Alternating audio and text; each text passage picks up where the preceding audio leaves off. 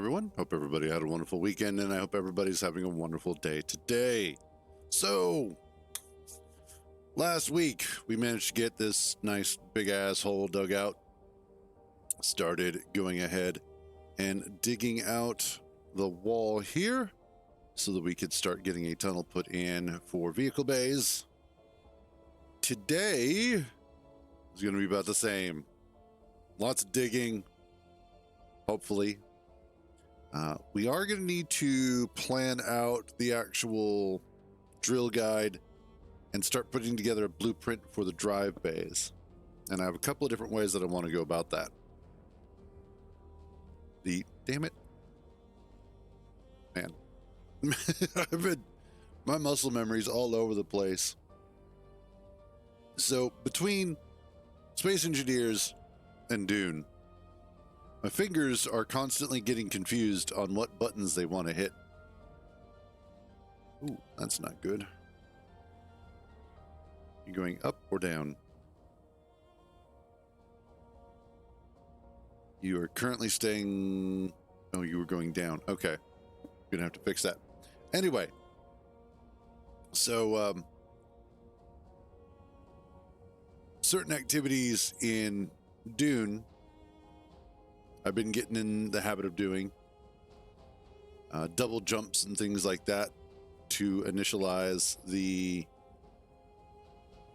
various aspects of it, like the suspensor belt. But funnily enough, I was working on, we finally got our first carrier finished over the weekend. Yay! Got it finished. And as I was working on it and as I was looking at it, I tried to hit X to turn on my jetpack. And then it went, you idiot, you don't have a jetpack in Dune Awakening as such. It was a worthy and valiant attempt, though, I'll grant it that. But it was just like, you know, it kind of hurts, but it also is kind of funny.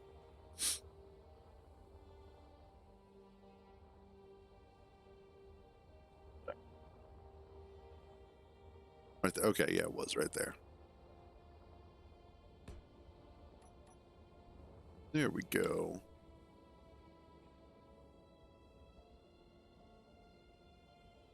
And you know what I could also do, and what would probably be a better idea,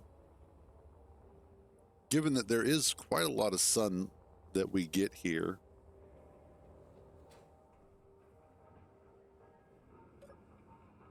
is,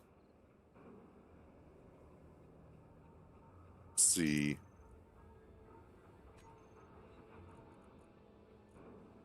let's do some of these. Awesome, I have enough.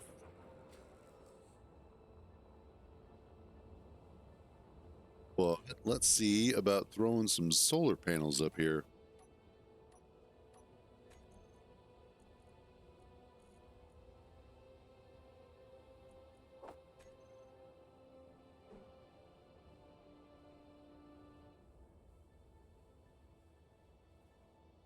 Really? I can't just... What? That makes no sense.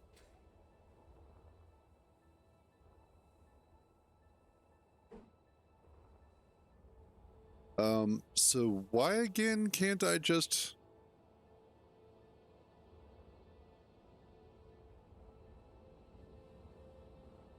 They have no attachment point on their back, is basically what I'm hearing.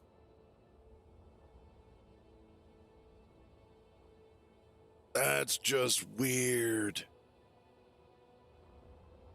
All right, well,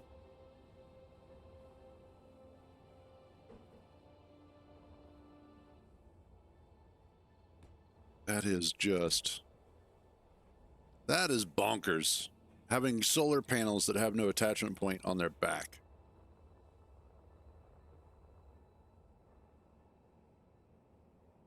Especially because they're a big flat surface like this. You would think There we go.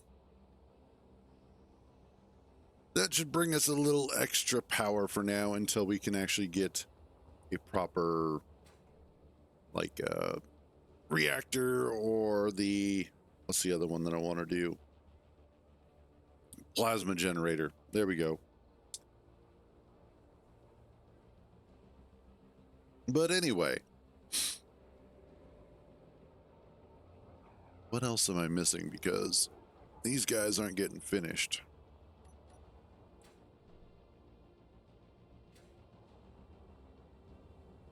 No.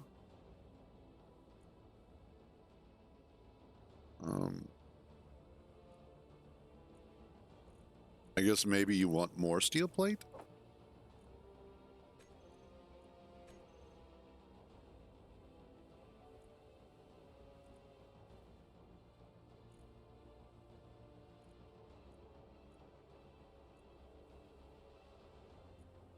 Got that there.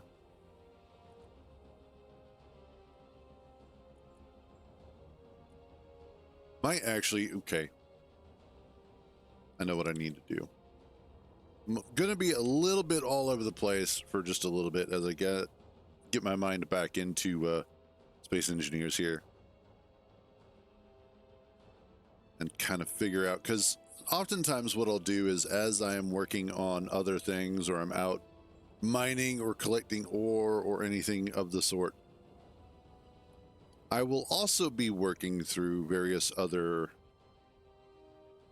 problems, trying to come up with other solutions for things that are necessary. Try to multitask that way. It works out fairly well, usually.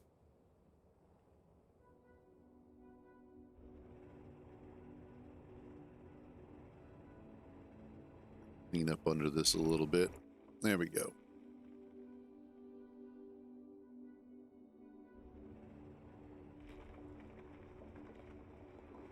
Get rid of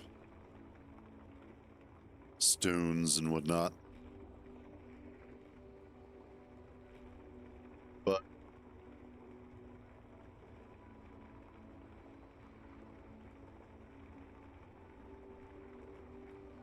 oh. Difficult to get rid of the stone that you have if you're not actually ejecting it.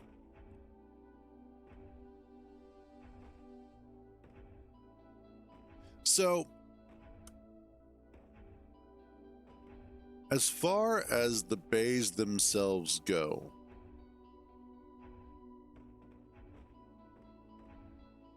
I wonder. When Dune Awakening came out, I know, Dune again, but when Dune Awakening came out, they had a set of drops that they were doing on Twitch for the observer set. They actually do look pretty cool. But the one that I'm thinking about specifically is the observer wall. And the reason why is because of its shape. And I'm thinking I want to try something like that in Space Engineers, where the wall itself is it concave? Yeah, concave, because convex is out, cave is in. So the interior of the wall is concave. Actually, both sides are. But it has, at the corners, these sort of rounded points that come out a little ways. And I kind of want to do something similar. I want to see how that's going to look.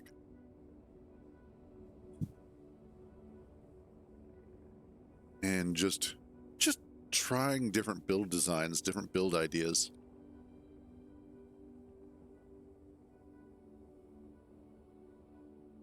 That way I'm not always stuck doing the exact same thing. Try and mix it up from time to time. Oh, whoops. Actually, that's not a bad thing.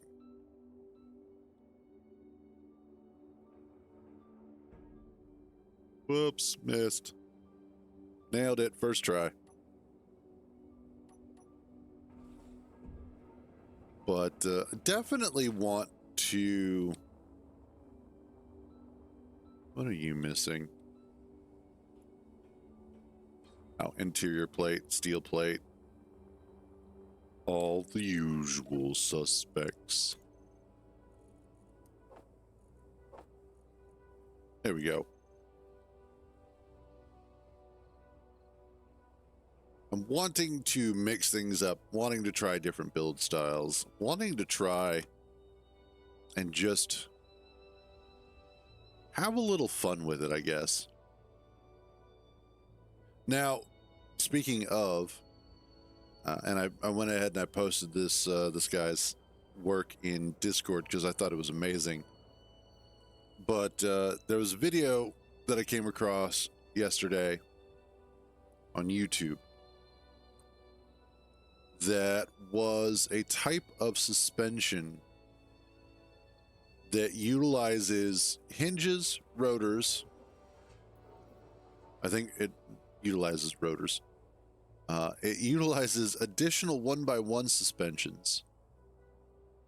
But what makes it interesting is that unlike normal suspensions in the game, because of the way these are designed, it gives the vehicle's suspension, these custom ones, a lot more room worth of travel. So that as it's driving, the wheels actually spend more time in contact with the ground. And then on top of that, as it hits various bumps and whatnot, the suspension very easily catches up the slack. And it does two very important things, and this is something that the main suspensions have problems with. First of all, is that it helps raise the bottom of the rover up off of the ground, so you are less likely to bottom out and break the bottom of your rover. The other thing it does, however, is that it also gives the suspension a lot more sort of cushion because of the fact that you have these regular suspensions as well as additional suspensions acting as springs, if you will. It gives you a lot more play within your suspension mount, but it also means that you are less likely to be blowing out your suspension or your wheels because you hit something too hard, which is also nice. But I saw what the guy had done, and specifically I had seen how many subscribers he had, and I was like, dude, you definitely deserve more people, because that's a really cool build. All right.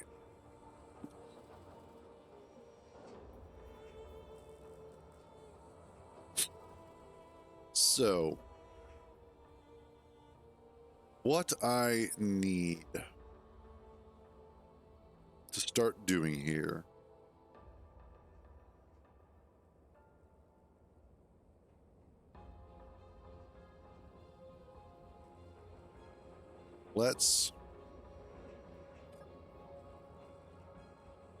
how do I want to do this?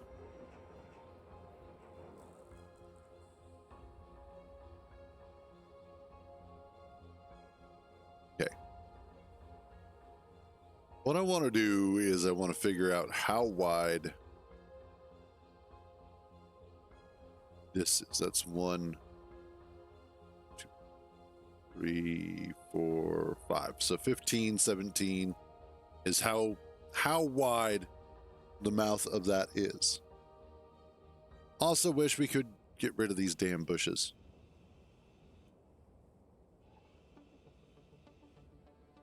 But anyway. So that's...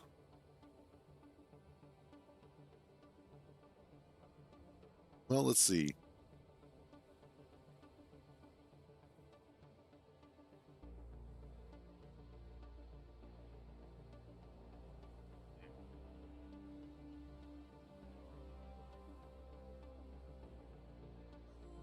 Okay. So The tunnel is 15 wide, 17 total because of the two 1x1s, one on either side.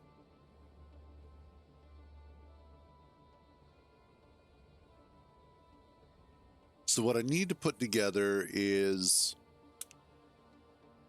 a 17 by 17 square that I can project into the middle portion where I'm going to have the junction at. Okay. Let's go grab some steel plates.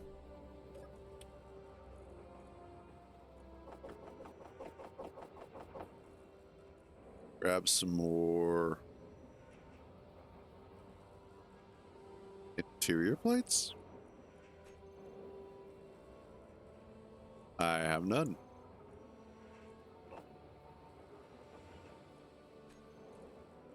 Did they get all used up already? Apparently so. Good Lord. Yeah, because needed them for that. But what else did I need 1,000 of them for? Jesus. Anyway.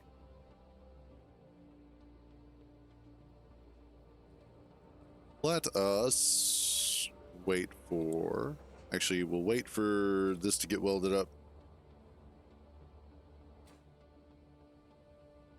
Maybe. You gonna... Oh, that's right. I have it turned off. Never mind. Durr.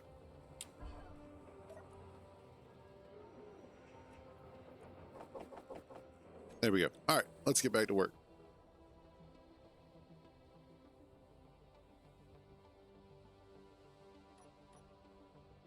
So,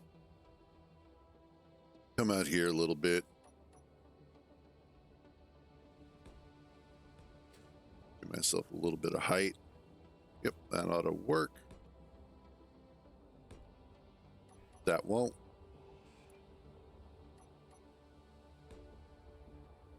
Two, 3, 4, 5, 6, 7, 8, 9, 10, 11, 12, 13, 14, 15. That'll be our 17.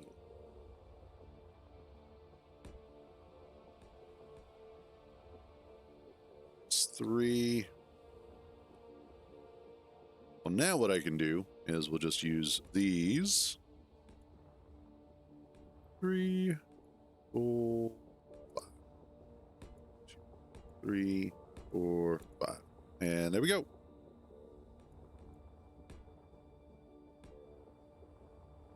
Just takes care of the floor portion. Awesome.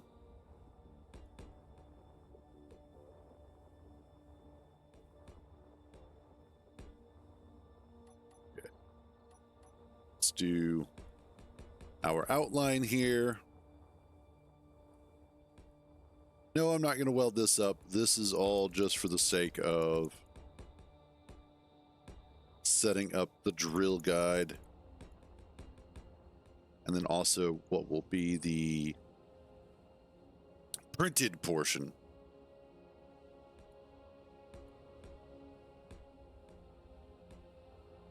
That needs to be, what? 4, 5, 6, 7, 8. 2, 4, 6, 8. Okay, cool.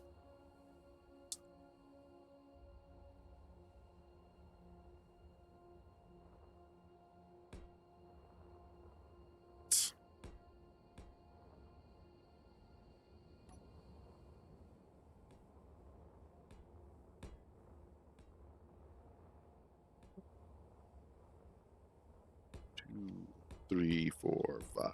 There we go. Oops.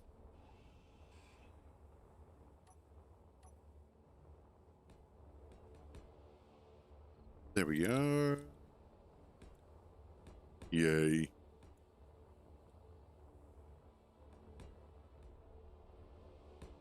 You know, I don't mean to sound ungrateful for this extended period of peace, but I find it a little messed up that I was getting attacked so hard in the beginning, and then all of a sudden, nothing. It's like, what happened? Oh no, I need more steel plate.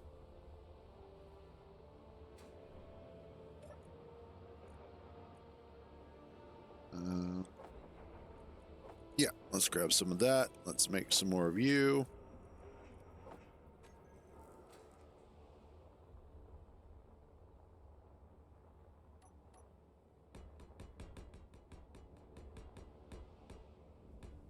And then finish that off.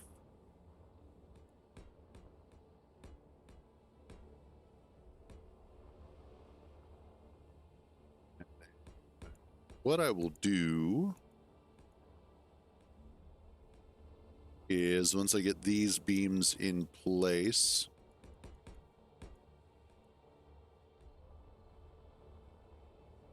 let's see.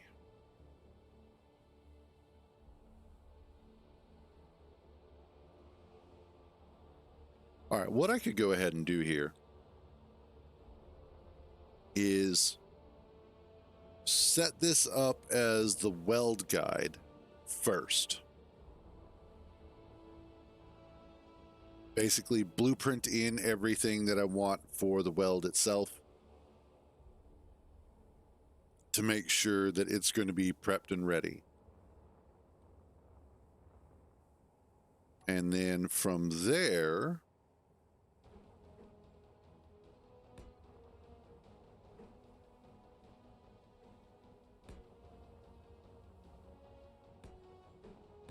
yeah, that'll work.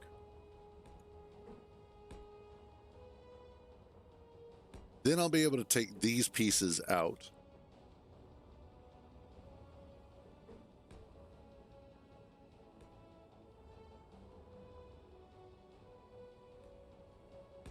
Yeah. We'll take these pieces out, replace them with what I need for the drill guide.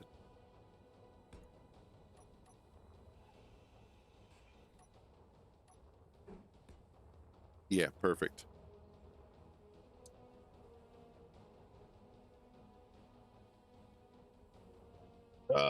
It's starting to get annoying.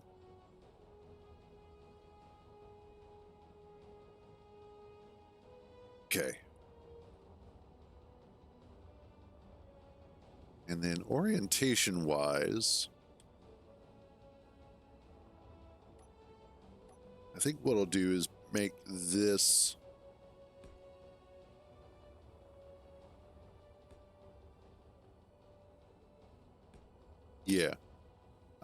this will basically, so from our point of view or our perspective, this is how we would enter the junction. So from the main chamber coming this direction, that would be kind of its front, the two sides, and then continuing straight through. So that way, when I go to line it up, I will have these sort of protrusions to let me know where it is. And actually, since I know what the tunnel is going to look like, I can add that, and that will definitely make it easier to sort of put it all together to start chaining them up going down the line. Excuse me, good lord. Okay, next up, I want to add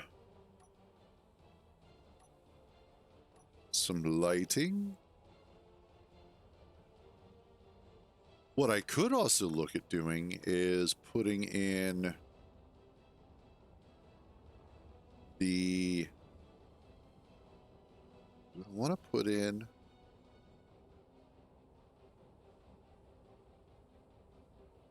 Give me a second, I'm thinking about this. Because I'm thinking I might put in the conveying as well.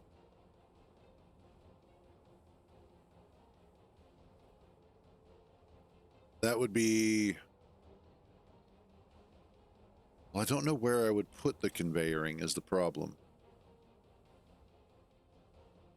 I don't know if I'm going to do it underground or if I'm going to do it above ground, if I'm going to line it in the walls. I think I'll just leave that as a secondary thing that I do after the fact.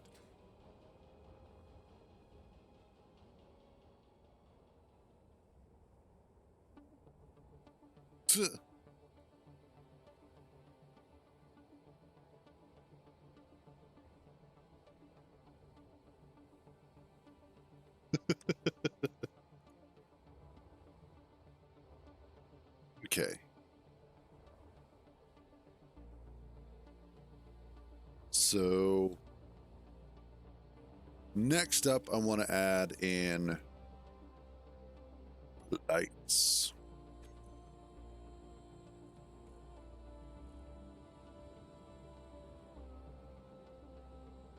Might go ahead and do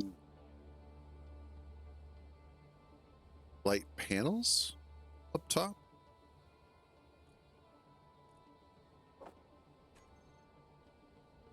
As that would keep them out of the way. Let's go grab some construction components. Oh, and we were about out of hydrogen. Time to refill.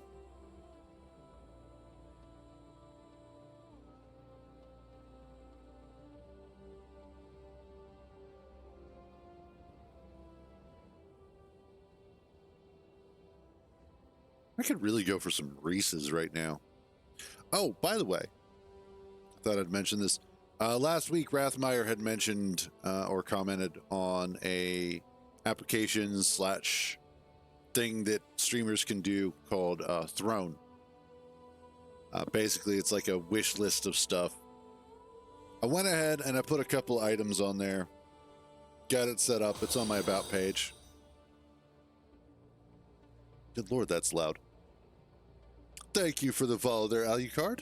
Much appreciated.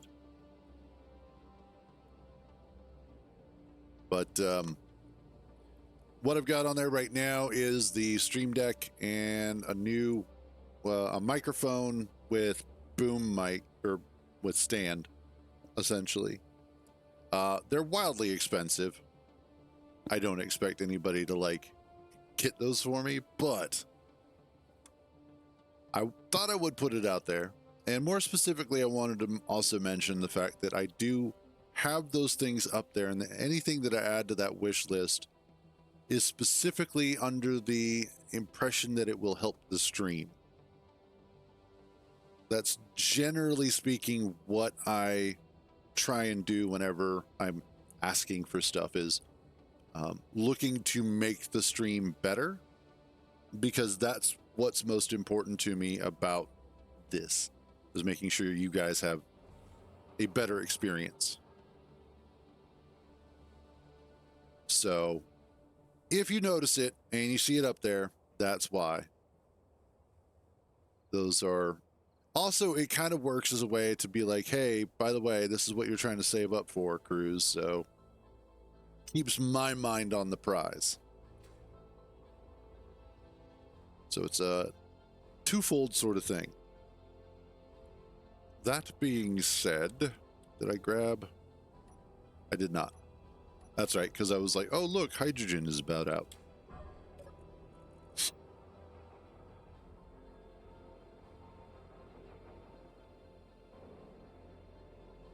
Yes, I have that mod.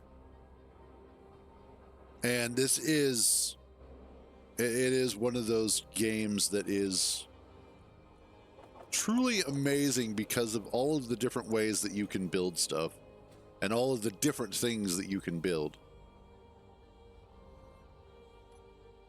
Let's get that in there. That goes there, and you go in there. But yeah, it's one of the reasons why I love this game so much, and why I continue to play it, and why I continue to put hundreds of hours into it, and why I'm really, really looking forward to putting thousands of hours into Space Engineers 2. Tunnel junction light panel. Give you a radius of, let's say, 15 meters. Intensity 2.5.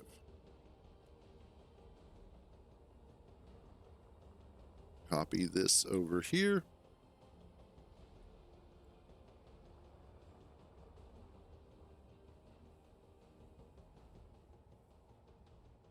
There we go.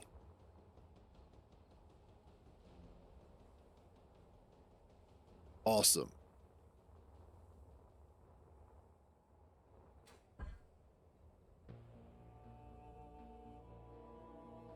Okay. So that should help. I want to keep it kind of simple so that it's fairly quick to get welded up.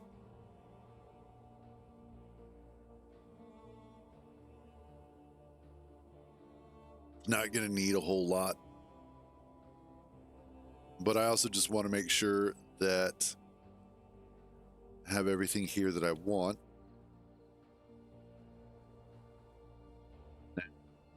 I've got the other...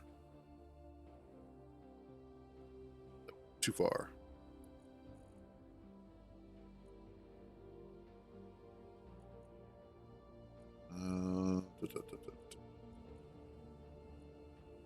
That's all the Tunil stuff.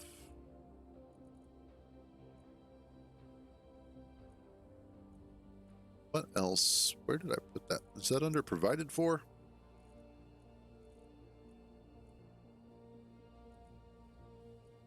Yeah, okay. Just wanted to make sure. Rename. Provided for tunnel junction weld. Okay, so now that I've got that set up and I've got that blueprint ready to go, I can go ahead and I can take the lights back out, replace parts of this. In fact, you go away, you go away, and we'll get rid of all four corners here. Clean this up.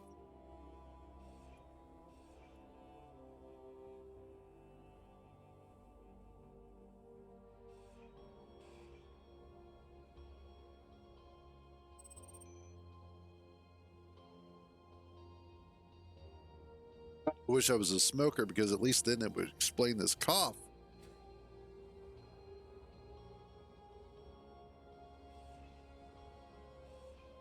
It's like it consistently feels like there's something in my lungs that's wanting to get out. But oftentimes when I'm coughing, nothing is coming out, that is. It's super annoying. Especially because after a while, it starts, because of all the constant coughing, you start getting a headache from it. That's like, great, now I'm having to deal with two BS things. Man, being a human sucks.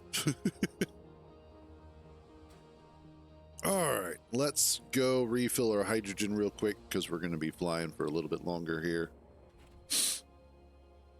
But what I'm going to do is around all of the sides that are not actually connected to anything, I'm going to go ahead and throw in the plates. Actually, I don't even have to do that. I'm like, I'll just use the light armor plates. No, I don't have to. Or panels.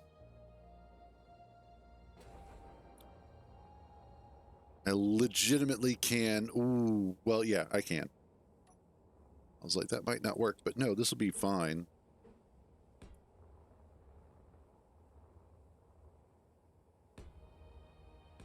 I just got to use this here like so. We do the same thing over here.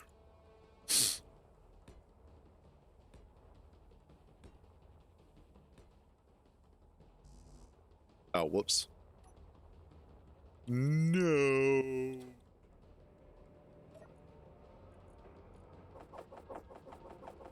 Grab some of those.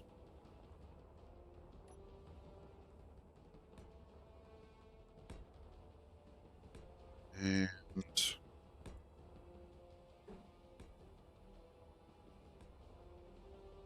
because then all I have to do is follow the interior portion of the block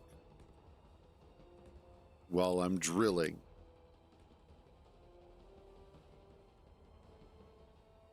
And yeah, there we go. And then I can just drop these here.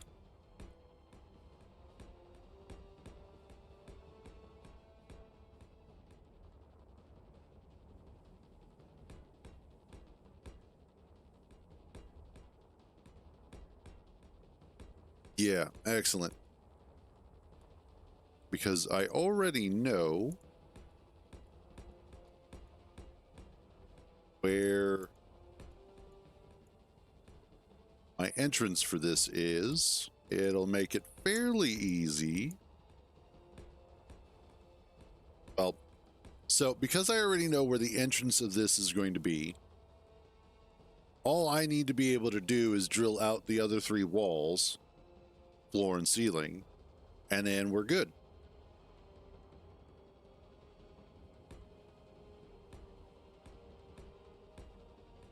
Then I just swap out the blueprint for the weld guide, make sure it all fits.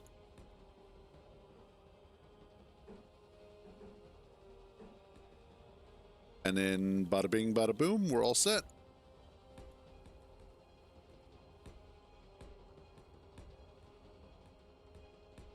There we go.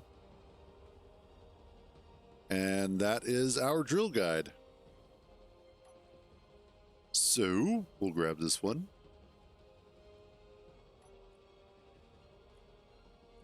Rename. Provided for tunnel junction drill guide. There we go.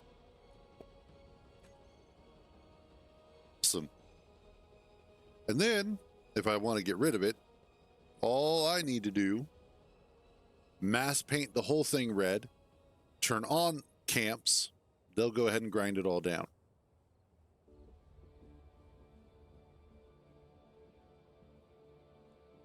However, I'm not going to do that yet.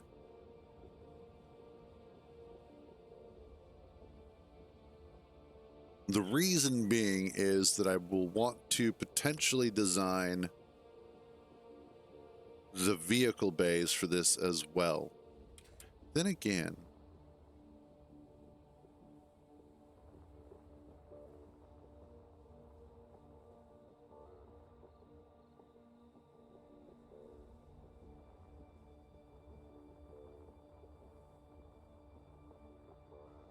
honestly, as I'm looking at this,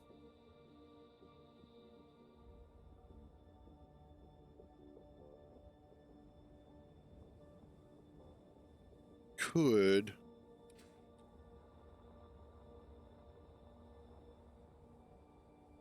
because that's fairly sizable anyway for most vehicles. I think the only time that this is going to be an issue is if I make something larger or longer.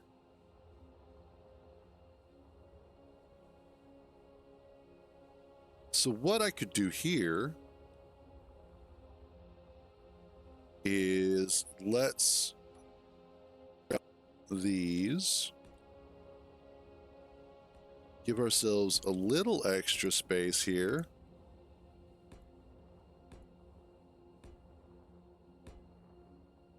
Like that.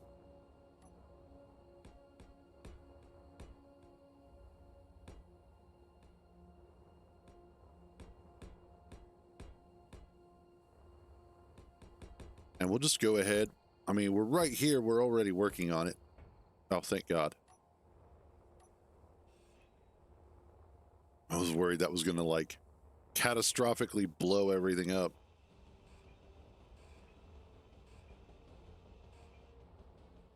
which I have had dumb stuff like that happen before, so not outside of the realm of possibility.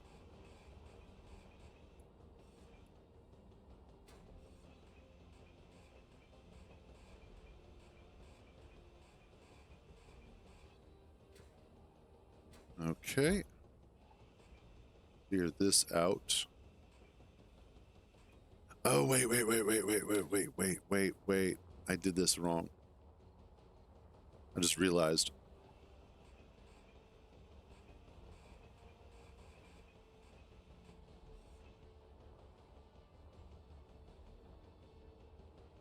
Yeah.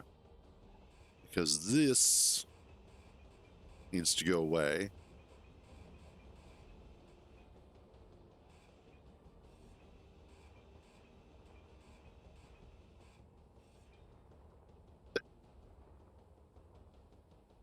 Then I go ahead and move all of these in by one.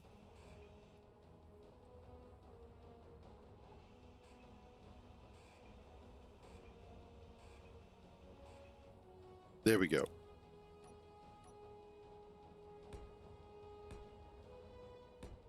Realize your mistake before you finish making it.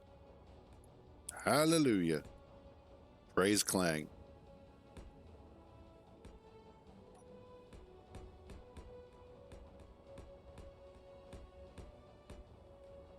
Oh, that tree. I don't want to get rid of it. But it is a little bit in the way.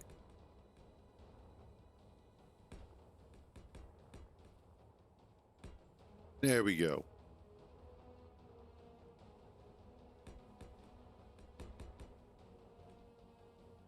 Awesome. Okay.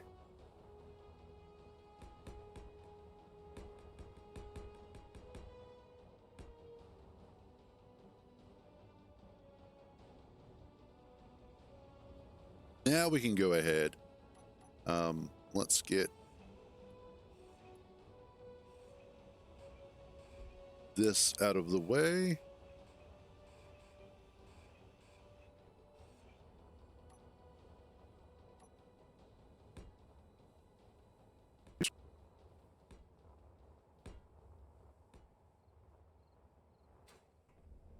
Probably also want to go ahead and go refill my hydrogen while I'm at it. Oh, yeah, you are a little off. Just like me.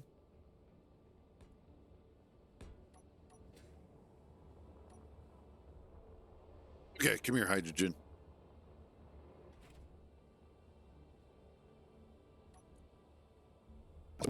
Ice. Oh, still doing all right. Although, it looks like I might need to go get some more ice.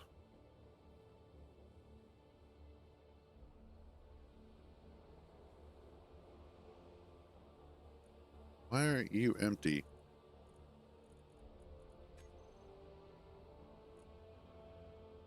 Huh. Whatevs.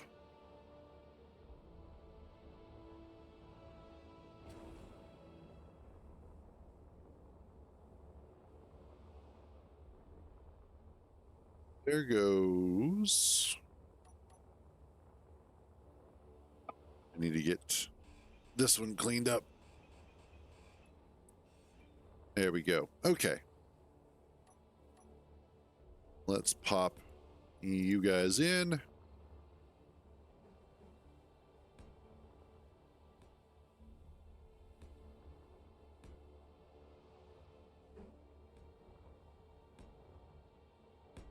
And now, as far as welding all of this goes, I'm not sure how I would set up the styling for it yet. So I don't exactly know how the bay itself will look when I go to weld it all up.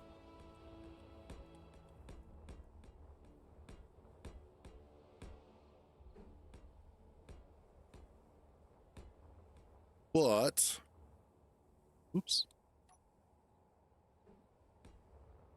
That's okay, because I can just kind of wing it. Which is what I normally do for like 99% of what I'm doing. There we go. So that will give us our actual bays, the vehicle bays themselves, which in turn will also give me a lot of room to work with. I'll be able to do a lot of adjustments as things go.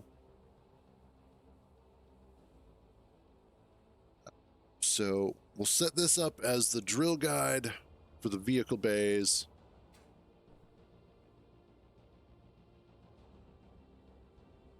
Okay, it's all the same stuff. Just double checking, because I start getting attacked,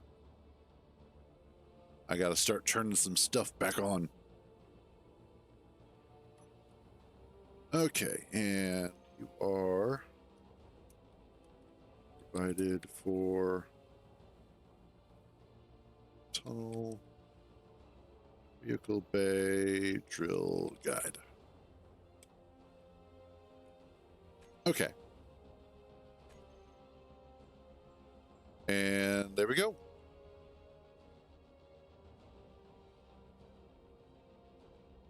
So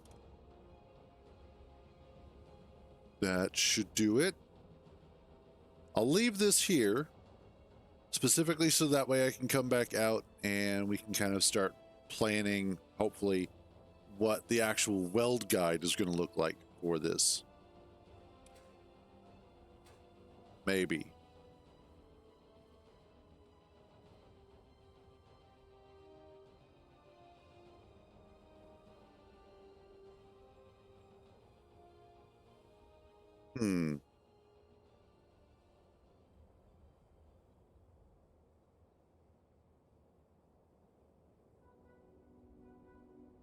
Actually, no, we're not.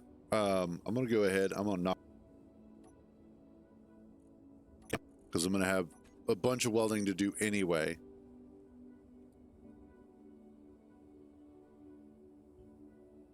I think I got it all. We'll find out in a second. Oh, susbelux.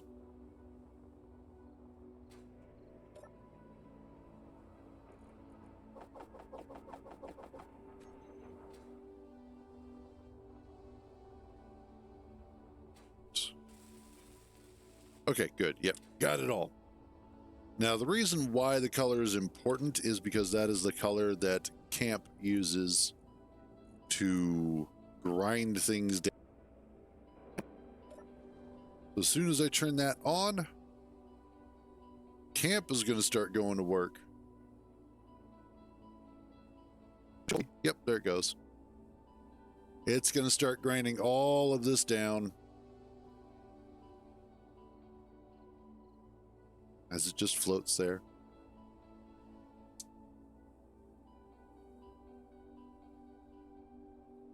And reclaim all of these natural resources.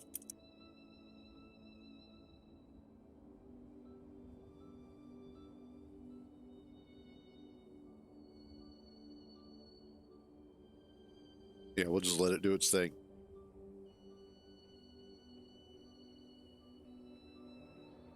And while it's doing that, make sure there is nothing, there is still something in here. Okay.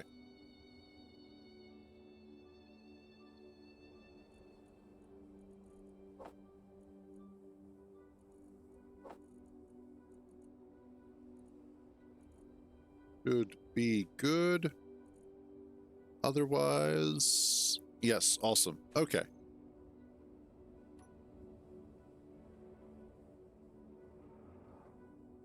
It's going to do its thing. We're going to go grab some more ice.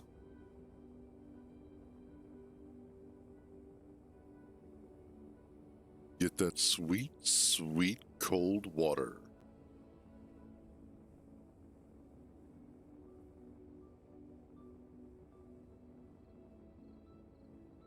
Get some altitude. Hey, what's up, Mortibus? How you doing?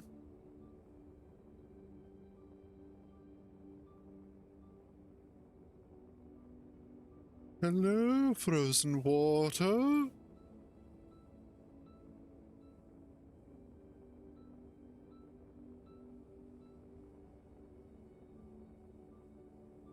Oh, no, fair enough.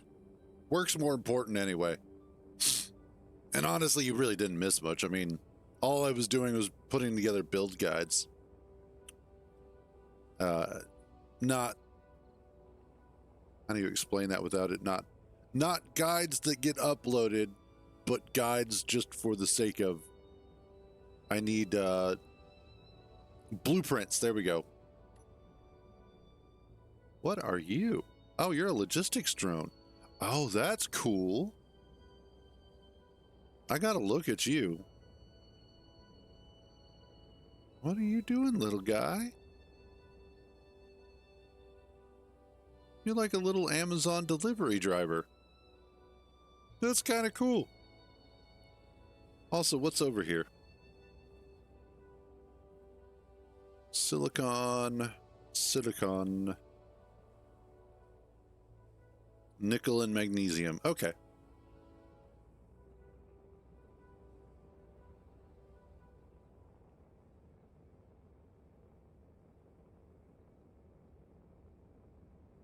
What about you? What have you got aside from ice?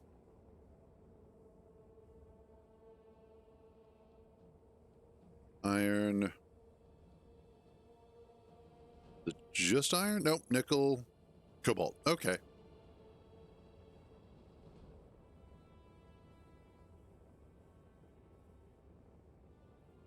Let's grab some more. Isn't there a location I've already been drilling? I think there is.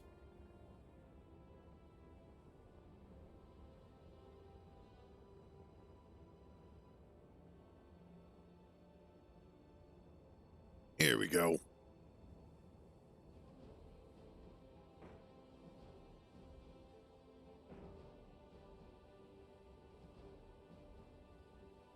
We can just fill up on ice real quick.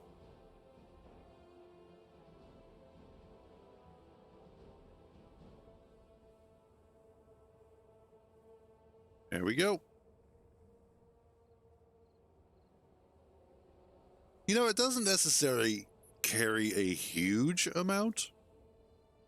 Like when you're actually looking at the grand scheme of what it can carry, it's not a huge amount. That's what, 54,000? Obviously, a bigger drill would be able to carry more, or a bigger drilling ship would be able to.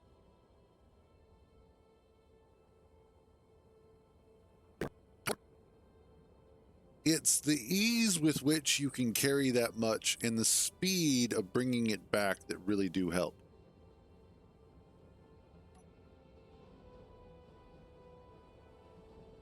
So being able to get this thing up to 100 meters a second pretty rapidly and then stay at that speed for prolonged periods of time. The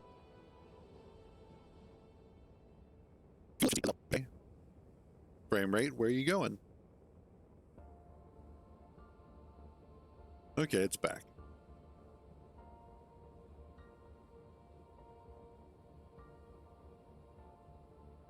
Wait a minute.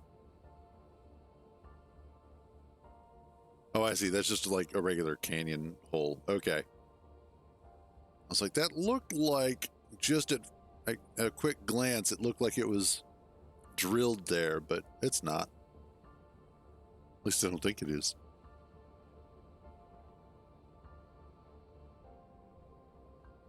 I like my little valley, though. I like it a lot. It's a nice location.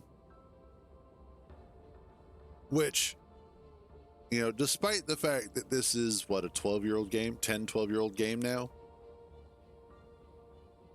And despite the fact that these graphics are rudimentary by today's standards, it's still an enjoyable vista. It's still something beautiful to look at and a great place to locate for a base. But it also makes me super excited for what's coming with Space Engineers 2 and how they're upgrading the planetary tech for that. Which, oh my God, I cannot wait for Space Engineers 2 to get vertical slice 2. And for us to finally have the... Oops. Boy. Thank you.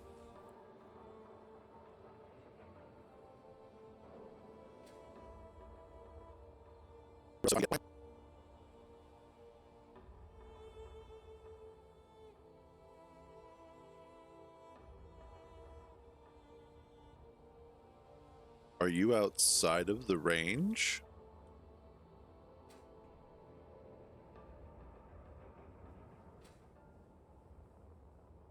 Or are you guys just not red?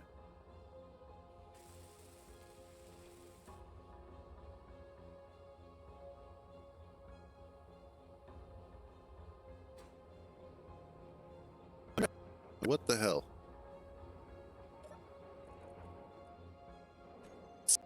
Control panel.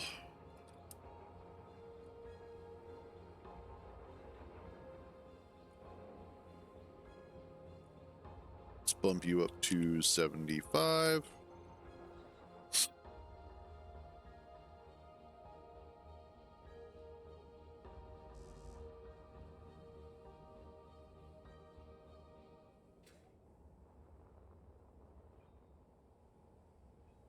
Okay, there we go. It was just outside of the range there.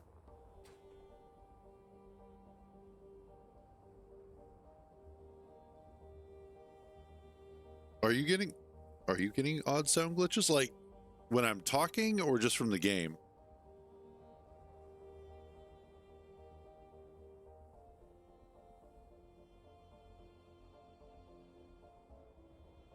Because it could be me.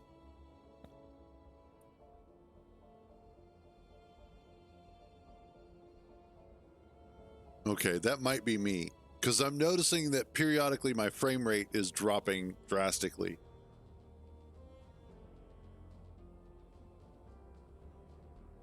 Which is funny because I did also update OBS this morning before my stream started. I thought about potentially also just rebooting my computer. So it could very well be me. Let's try. Is there anything else that I need to...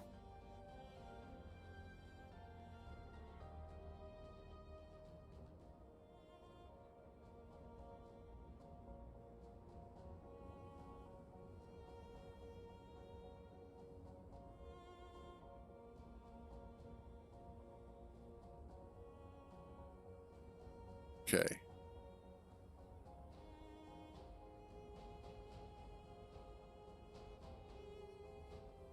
We are having weird problem. Okay. It's a Monday. I swear to God, every Monday is when I have the most problems.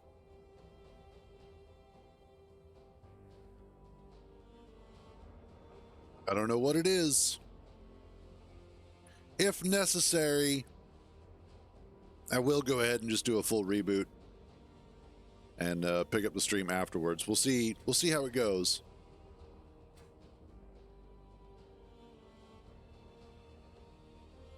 Let's see. Once I get this unwelded,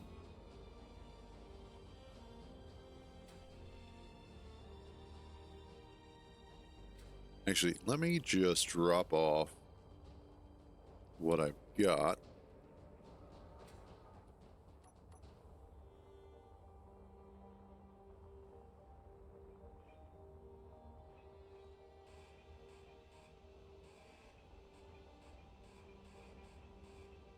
Close this. Oh no. No. Well, at least it makes it easier to grind it down. All right, there we go.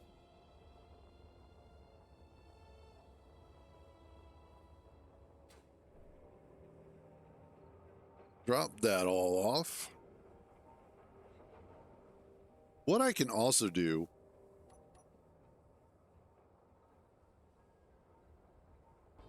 let's try something here. See if this fixes things. Let's save this. Exit. And we're just going to go ahead and bring down Space Engineers. I'm going to bring down Steam, restart them. Won't take very long.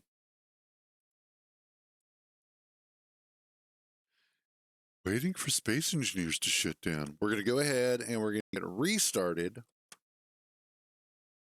Because sometimes it depends on my order of operations. Sometimes, depending on how I start things up, is what gets the most resources from the computer.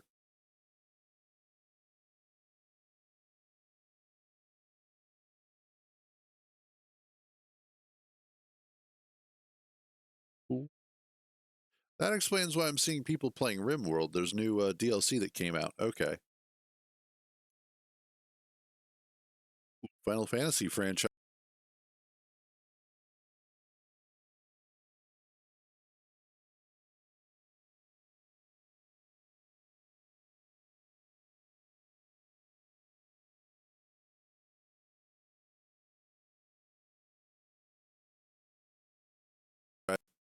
Okay. Jeez. I'm getting real tired of this shit. Okay. Cool. All right. Let's get Space Engineers restarted.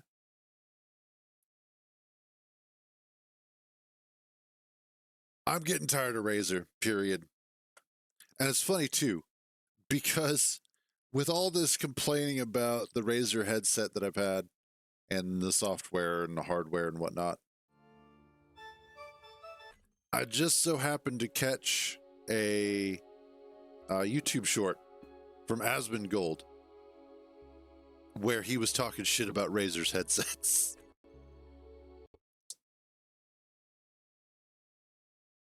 And I was like, well, damn, I'm not the only one. That makes me feel better.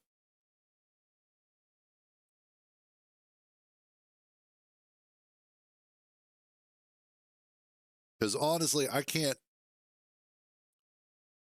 fathom having this many issues with it and why it continues to happen. And especially after having done a full uninstall and then reinstall. Because that's supposed to fix the problem. That's what they always tell us. Have you tried turning it off and back on again? Have you tried uninstalling it, reinstalling it? Yes, I've done all those things. I've uninstalled and rebooted. And yet, here we are.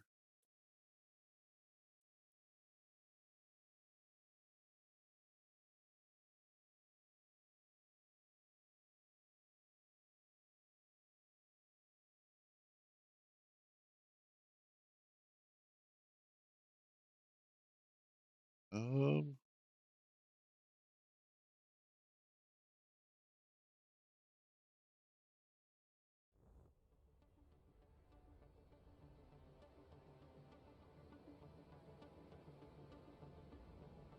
okay. For everything to come up.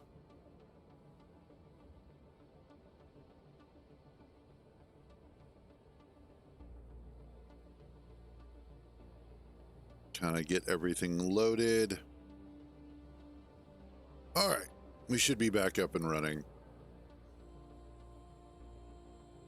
It's foggy out.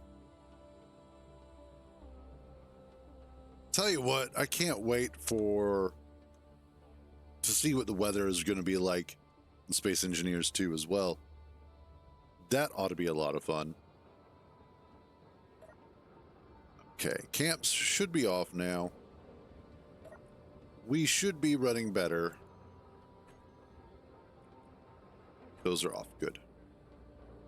refill some more hydrogen. And then I need to switch out the blueprint that's in our projector.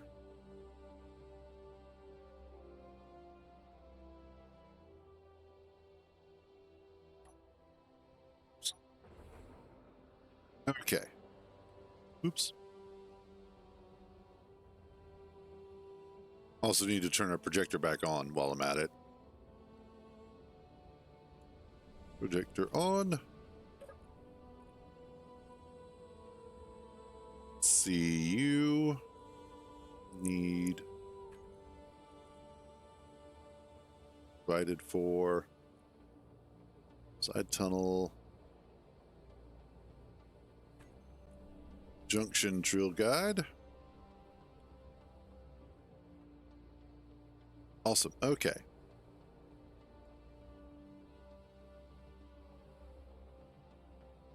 Or correct.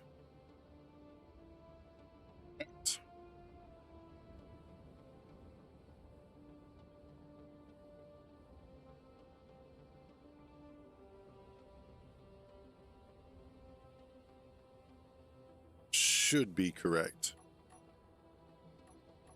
And you know what?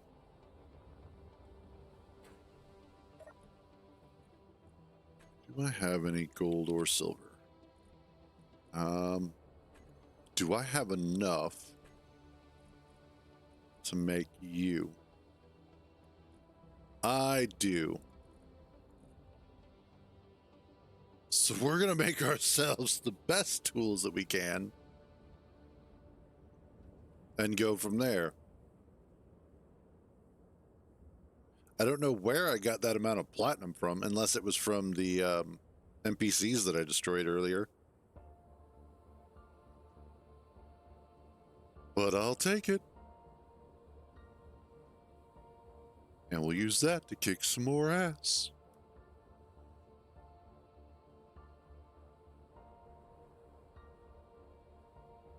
Now, the only thing that I might do is to hold on to my lower level drill, because as the quality of your drill goes up, the larger the hole that it drills out.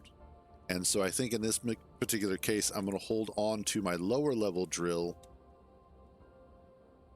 so that I have options for... no, I wanted to hold on to you. Yeah, there we go. I don't know why I reorder this either. I just wind up doing that out of habit, I think. So get rid of you and you. Character tools. There we go. That will work.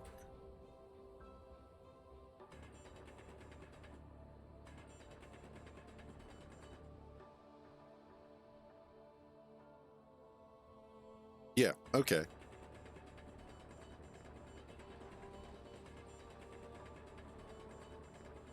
And then we can start clearing a lot of this out of the way.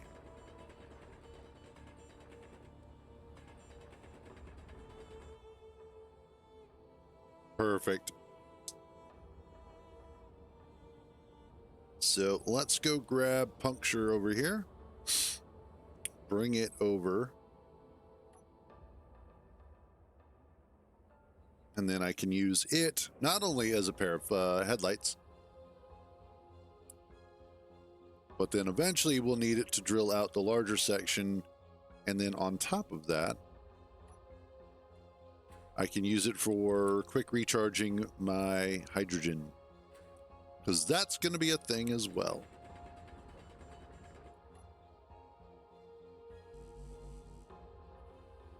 I damaged that? No, okay.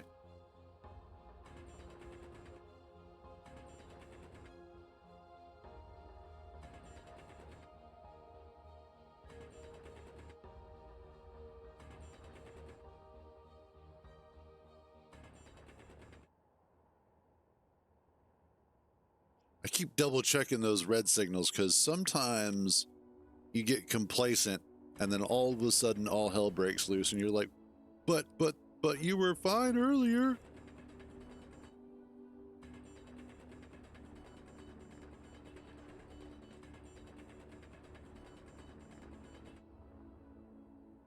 Yeah.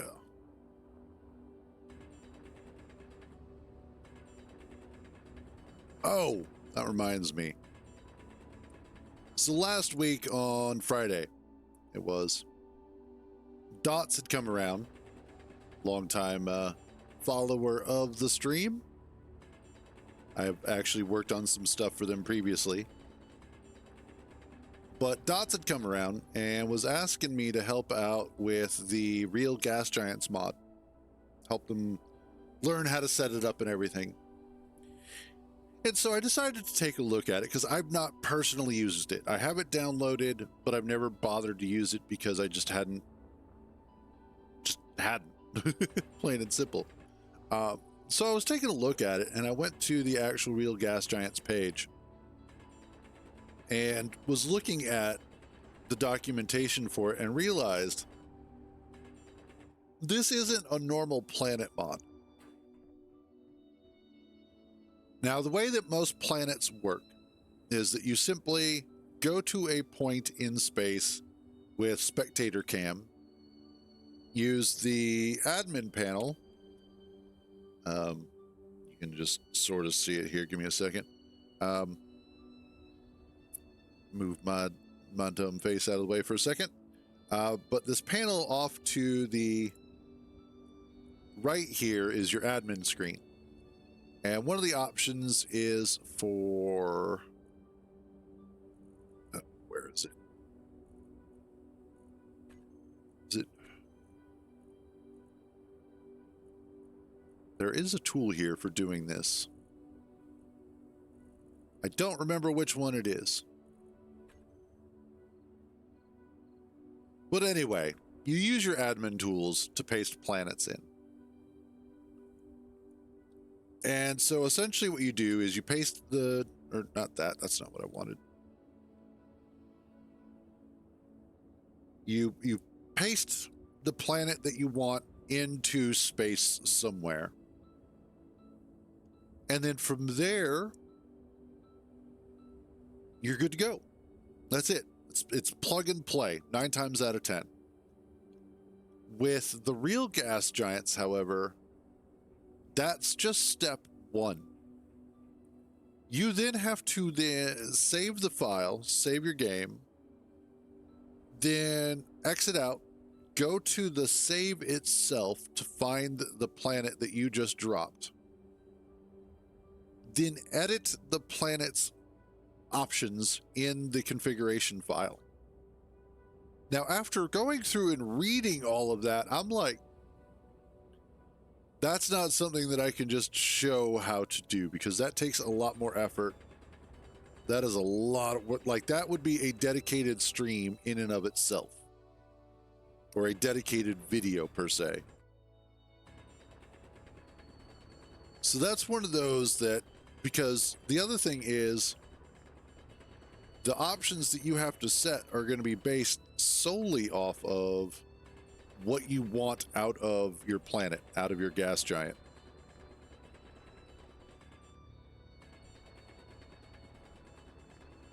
So that's definitely one of those that, if you're watching Dots, I'm not going to be able to help with. That's one of the few times where it's just a little bit beyond the scope of what I try and help with.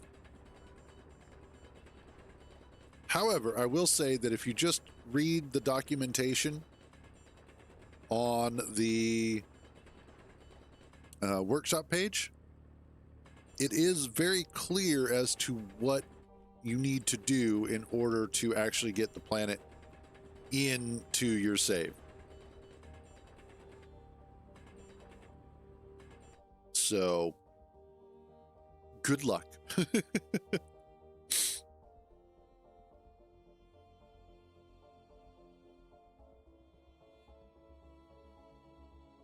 So here comes the boring part of drilling all this out, which really isn't too bad. This actually does go pretty quickly. When you have the drill guide, it's much easier. But then also when you have a ship that can drill it out after the fact, that also helps tremendously.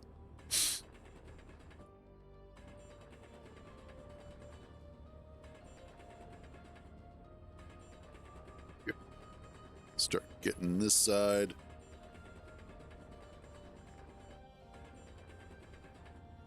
It's like yesterday. I was waiting for, I don't remember exactly what. I was waiting for something to happen in Dune. Like I think I was refining a whole bunch of stuff.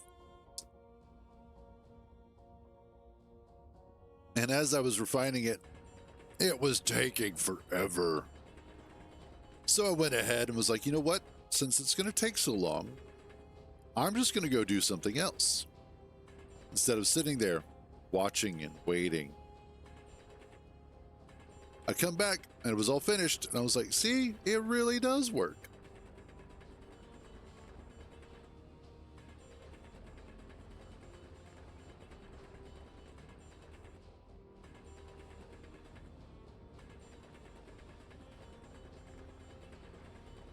Man.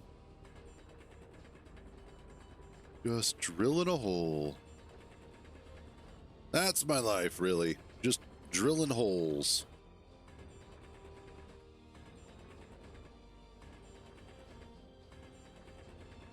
And should be coming up on the corner here. Yep, there it is. Get this part drilled out. I find that if you drill around the edges first, it tends to be a little bit better. Like drill along the frame and then drill the sides, and then you can just use your drill ship to clean up the rest. Goes by pretty quickly.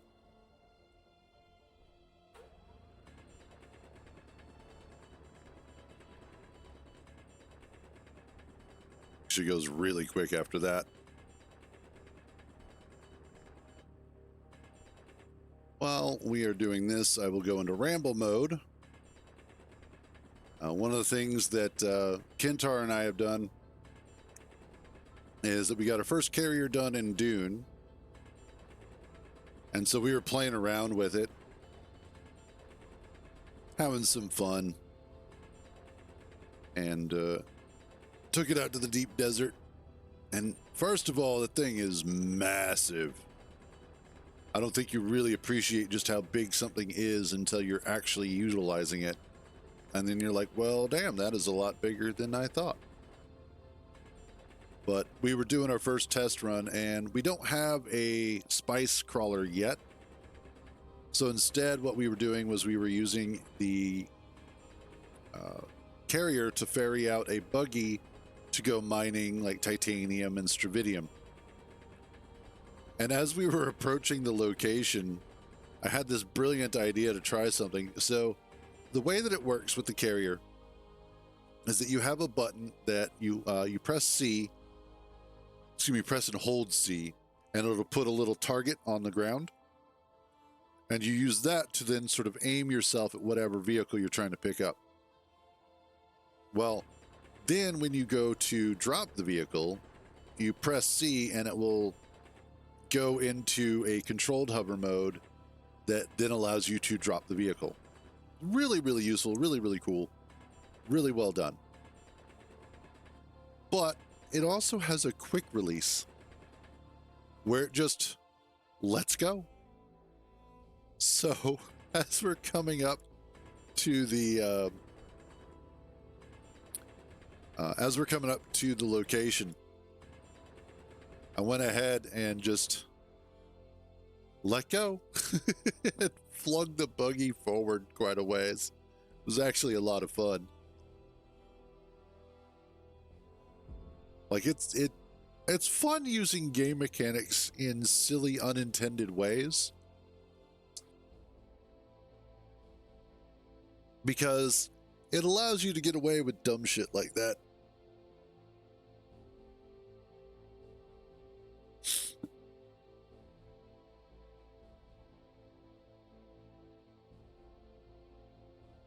Good stuff. Okay. Should be good. Back to work.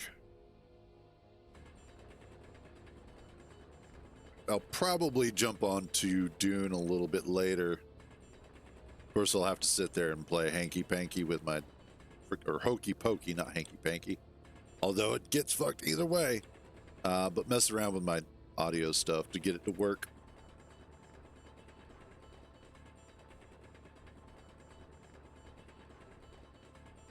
And I'm also thinking I might try and find a USB 3.0 PCI expansion card.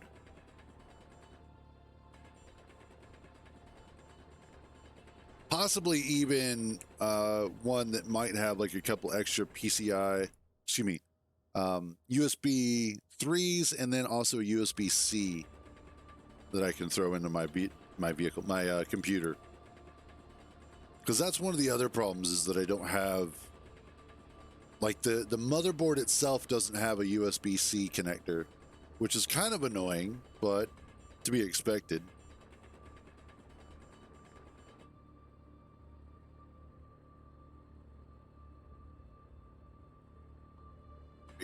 There you go.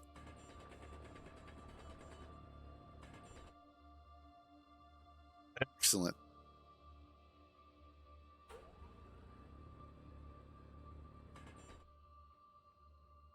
That should work.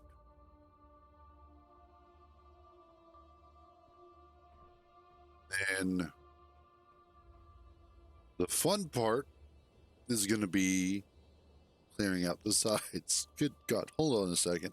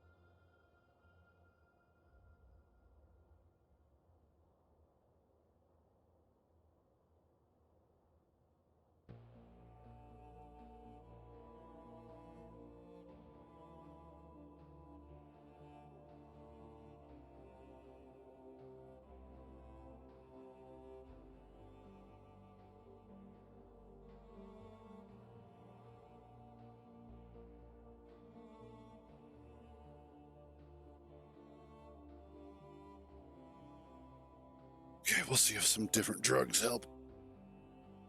Just some Dayquil. Nothing too out of the ordinary. All right, back to work.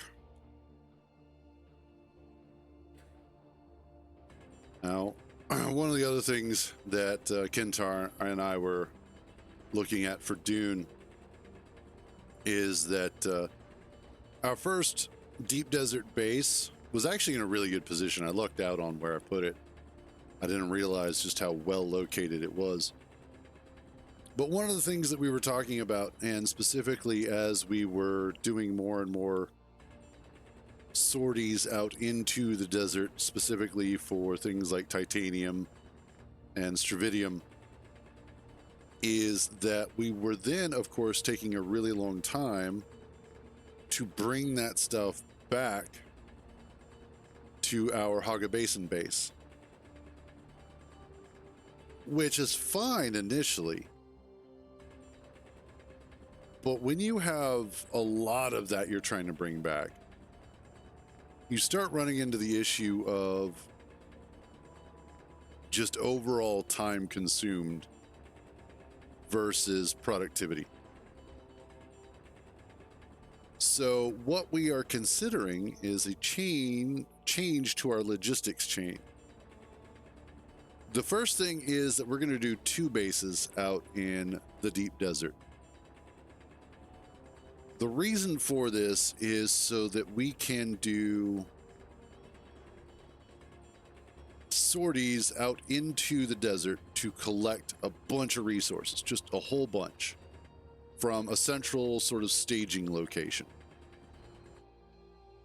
Once we have collected a whole bunch of stuff, let's say we have been collecting a whole bunch of titanium and stravidium, we could then use assault thopters to ferry all of that stuff back to our processing base, which will be up at the beginning of the deep desert. So the way that it works, if you're unfamiliar with it, is that at the very bottom of the map, you have your A rank, your A file, which is up sort of on a shield wall. Excuse me. It's up on a wall. And from there, it goes out into the desert itself. Now, initially, that A rank was all PvE mostly. So no PvP was happening out there. It was a safe zone. They have since changed the map. And as such, it has changed the overall dynamic of things. But that is also where all of the exits from the deep desert are. So basically, all of your entrance and exits from the deep desert are right there at the south. And then everything else north, you have to still come back down south in order to leave. But the farther north you go, the better the resource density is for the tier 6 stuff. So what we're going to do is we're going to put a processing base at the very south. Something that will be able to run the various machines that we need for resource gathering, or for resource refining, I should say. Metal refinery or ore refinery, spice refinery, that sort of thing. And then the only thing we need to do is import water of some sort, whether that's through bodies, leader johns, what have you. That'll be our only import-export concern. But because we are so close to the entrance of the DD, the deep desert,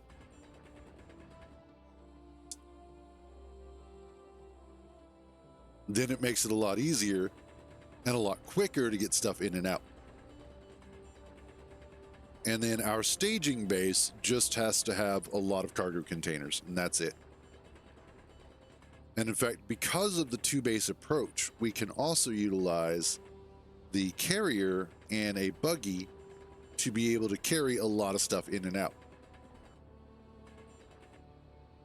So that's kind of what we're looking at for next week, or well, for this week on Tuesday, if you will.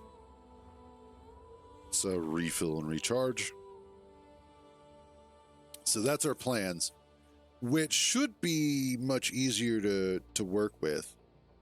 The only thing that I am needing to do at this point is to actually come up with 2 new base types. One specifically for production at the south end of Deep Desert, and then another to be able to land our carrier and buggy and storage, and that's it. So trying to come up with ideas for those is a little interesting, but also kind of fun too. It's a fun challenge. That's part of the reason why I'm enjoying Dune so much, is more so the building than anything else. Just like with space engineers, when you're trying to come up with different base designs or ship designs to solve a particular problem.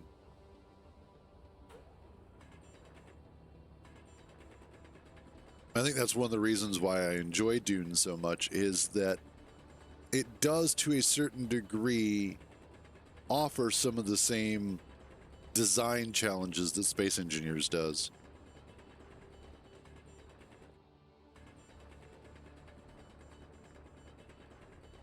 So there is that.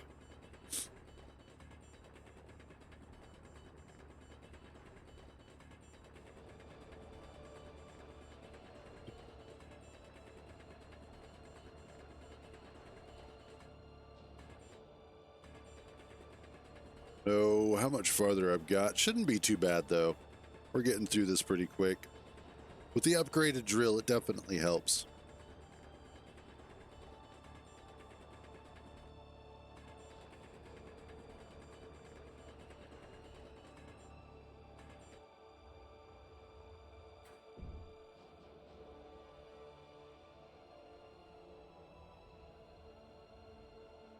God damn it.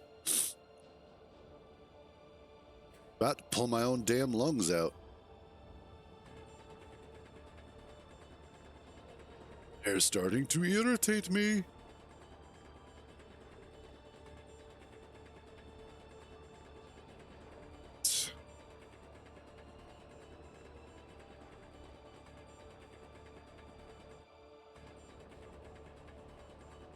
Oh my God.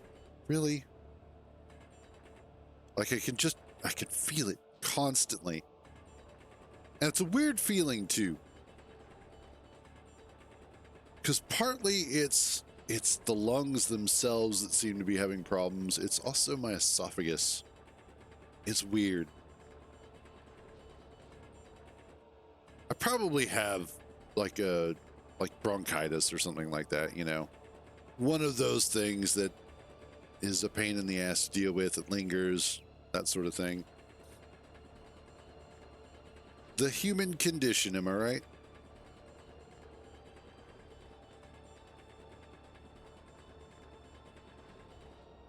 There we go. And we are almost at the top here. And then once we get to the top, all we have to do is just take out that top portion, bring in puncture, and we can get rid of the rest of this. And then the next step will be to switch out to the welding guide, get everything welded up, let camp do that. And then from there, we can then start working on the side chambers.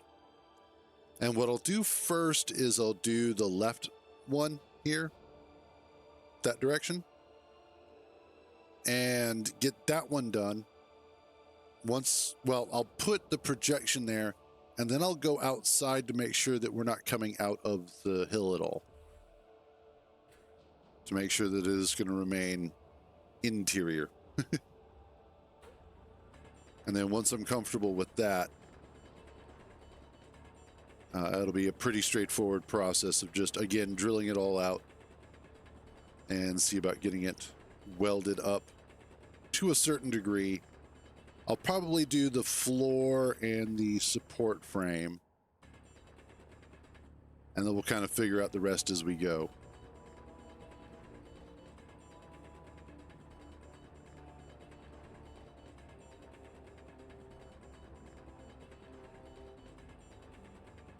I will say, though, and I know this has been mentioned previously, but I really do kind of enjoy this portion of Space Engineers more than, I would say, all the shooty explosion stuff. Don't get me wrong, I like the explosions as well. They're pretty, and there's lots of really cool effects that are involved, and getting to blow stuff up can be a lot of fun. But I like the drilling, the construction, the creation.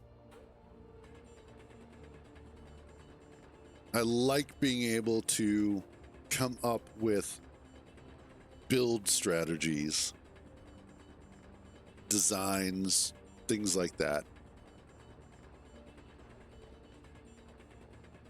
And actually make something rather than just destroying something. we're about good here. Yeah, now we just got to get rid of this.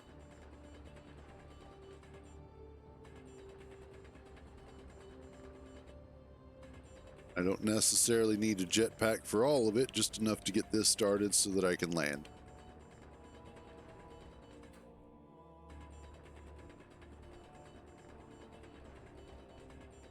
We basically do this like we did the floor. But there is something Zen-like with this.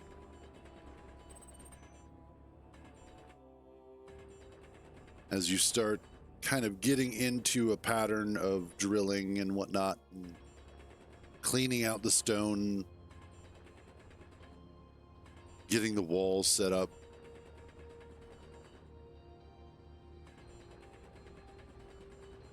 It's you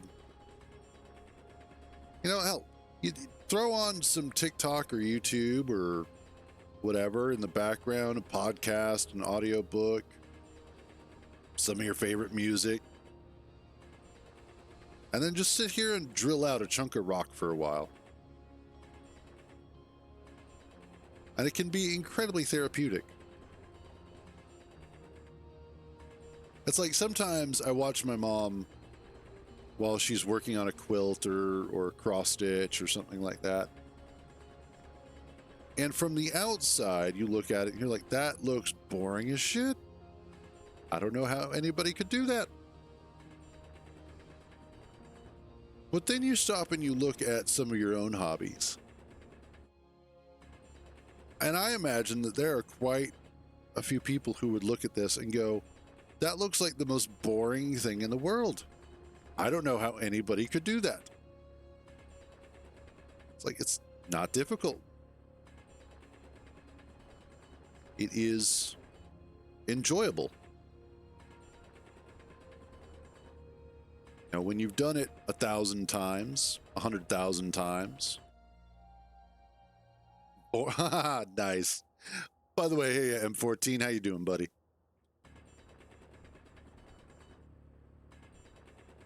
Let's see.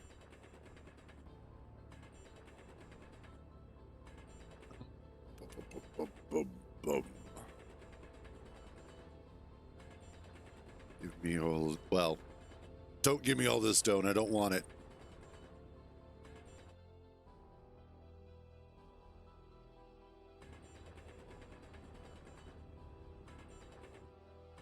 I do need music. The problem is that every time that I have played music, and that's just, yeah, it's the copyright thing. Every time that I play music, and actually there should be, because I hear music, but it may be kind of quiet for you guys.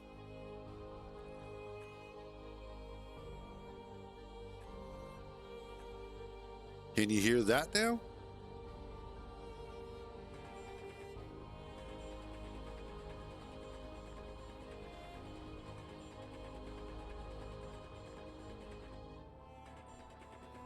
Because I've always got the game music going. I don't ever get in trouble for that.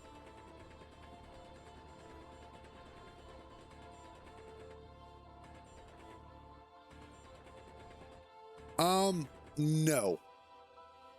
So, okay, the way that it works is that if it was through, even if it's through Spotify, it's still considered a public exhibition, which violates copyright law. Because what'll wind up happening is that I will then upload this to YouTube as a VOD.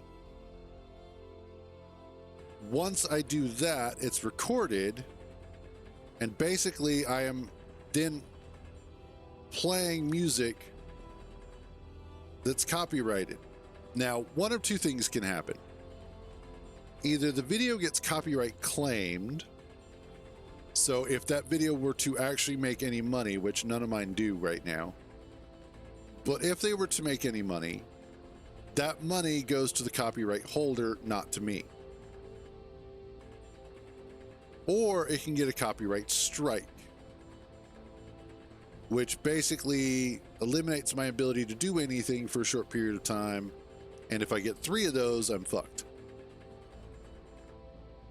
Which is generally why most streamers will set up their stream in one of 2 ways. First of all, they'll only use non-copyrighted music or open license music. Well, I'll get to that in a second. So they'll use music that is open source, if you will. What is it? Creative Commons license or something to that degree. You know what? Quit jumping ahead to the end of the book, okay?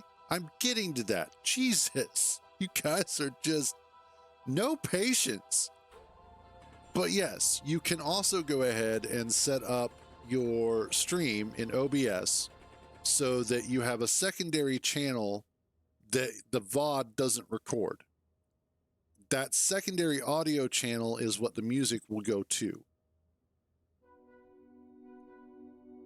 But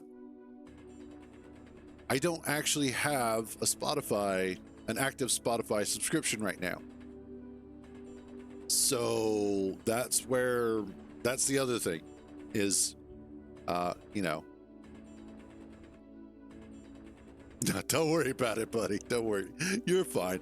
It's just, you're stealing my thunder, damn it.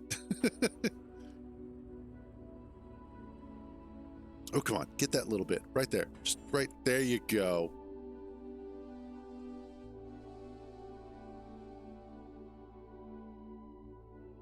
And I think we're about good.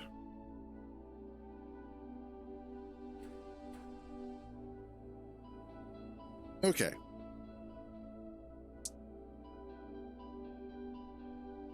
And honestly, most of the music that I'd be playing would be like drum and bass, maybe a little bit of dubstep.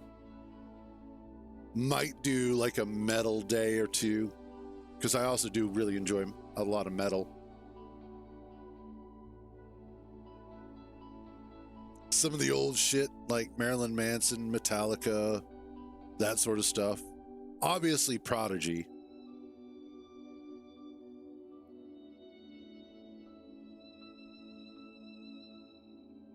But yeah, I might do that. We'll see. Marilyn Manson is always having issues. I'm not sure if you've noticed this, but he just lives on issues consistently. Although honestly, I'm not a fan of his newer stuff. Like, he's had a couple of decent songs that have come out recently. But I think just in general, his newer stuff is not quite as good.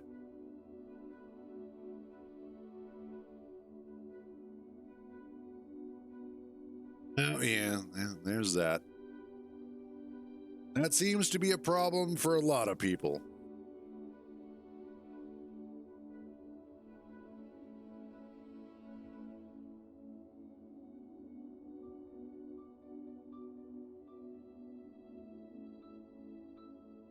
And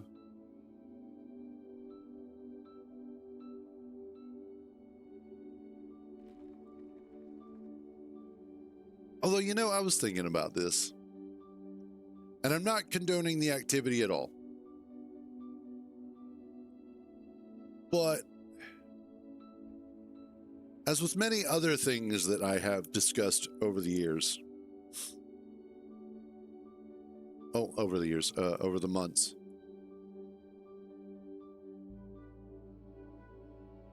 I know, right?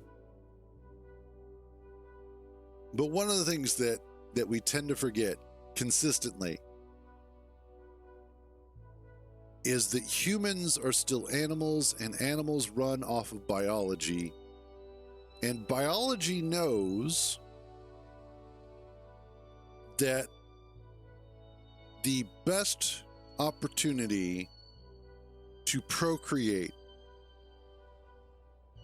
is oftentimes just after an animal has reached its puberty. Give me a second here.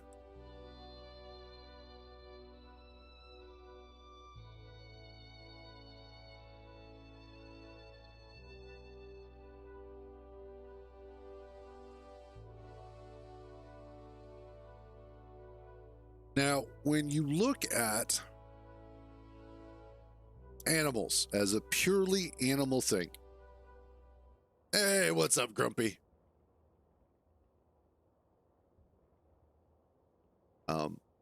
Strip away the whole sentience, conscious, human evolution thing. Just look at humans as a purely animal thing. And there are, yeah, see?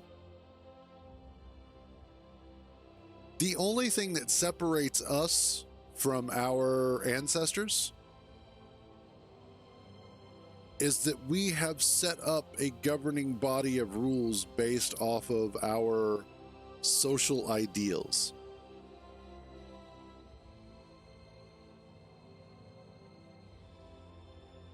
That doesn't necessarily make us better.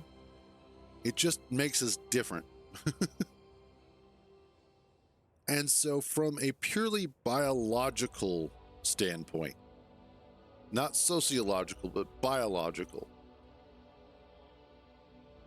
there's a certain level of understanding in why these particular things happen. Now, obviously, when you look at other members of the animal kingdom, dolphins are a great example of this as well, because they do also have a complex social structure. They do also do a lot of the same stuff that humans do in very violent ways. Yep. Penguins also. Like, there are a lot of animals out there that are fucked up. So it's kind of comforting in a way to know that it's not just humans.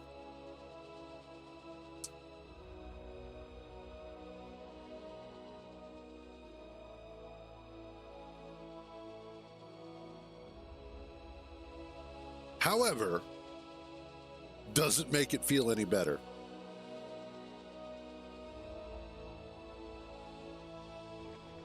It does not offer comfort to those who require it. It is just from a purely scientific standpoint. That is it.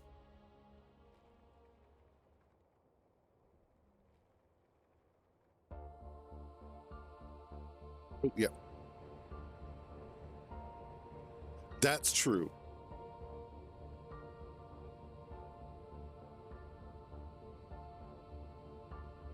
Well, some of us do. Not always.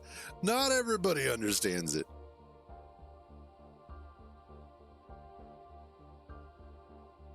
Okay. Is drilled out.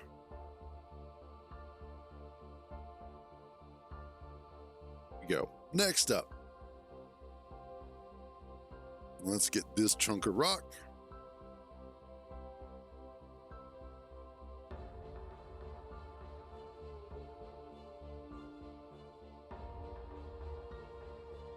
Well, and that, funnily enough, now that you mentioned the cancer thing, bats are also not immune, but definitely less susceptible to cancer, even though they have all the same issues.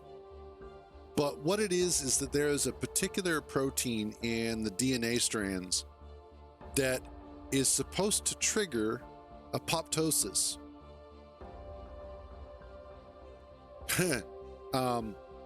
But apoptosis is when your body tells a cell that it needs to die, oftentimes to protect the body.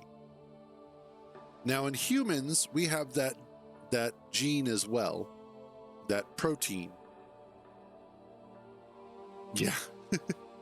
But that is also the protein that oftentimes is what leads to humans developing cancer, because it mutates and corrupts itself. Bats, however, have a backup copy of that protein in their cells. So they actually have it twice. So that if the first one mutates, the second one will trigger. Which is also why bats are less susceptible to a lot of viruses, illnesses, and diseases. Even though they carry a lot of them, they are not necessarily susceptible to the effects of them. It's also why bats live longer than their body size dictates that they should, as most animals' lifespan is predicated on the size of their body.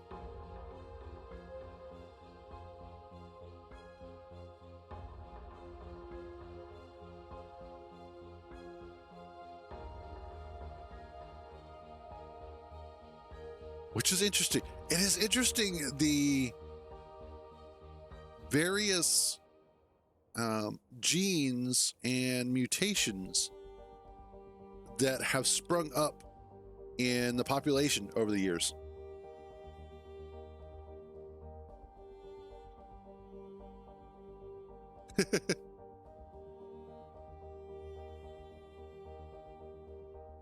Now, funnily enough, I can understand why it would happen, and actually, I understand why it happens in Asians and Native Americans. Because if you look at the potential migratory patterns of early man, and the fact that, so Native Americans are actually descendants of early Asians. At least that's the prevailing theory, and generally considered to be how it went. Whoop, there we go. So obviously we're not strictly scientists here, but speaking on it, it would make sense why the Native Americans would have carried that particular mutation with them, and more specifically, why it would have also remained as strong as it was. Because when you look at Native Americans as a people, they were primarily nomadic, as well as also being strong hunter-gatherers. And so it makes sense that as a people, they would evolve to maintain a lack of scent while sweating, because that would help them while hunting prey. If your sweat does not smell or does not have a strong enough smell to be that easily detected, yeah, there you go.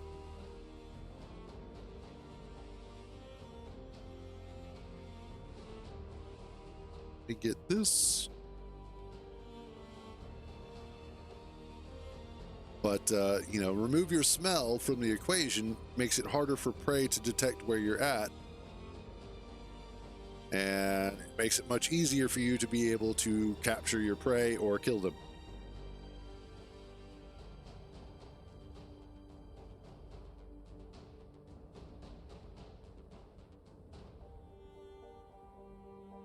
Last little bit here.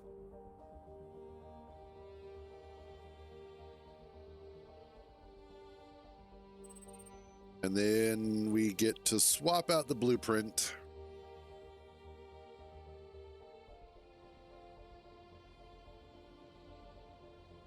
And then the next fun part is we get to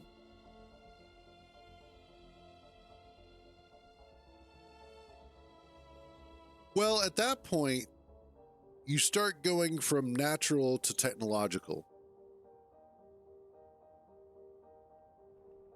Because that was one of the biggest things, is that once Europeans started coming over, the Spaniards, the English, Vikings, etc. But once you start having those guys coming over, what winds up happening is that technology starts dominating over biology. Yeah, basically all of them came over and went, oh, hey, this place looks great. Oh, look, we've already got neighbors we can annoy. Basically what happened was Europe came over and became professional upstairs neighbors.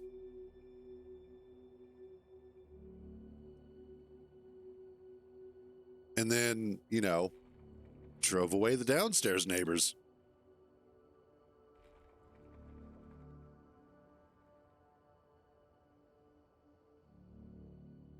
I will say, though, that that's also another interesting thing to look at and consider is, first of all, how long it took for us as technocrats to actually evolve our technology to accommodate the biology that we were facing. To be able to handle the way that Native Americans hunted and fought.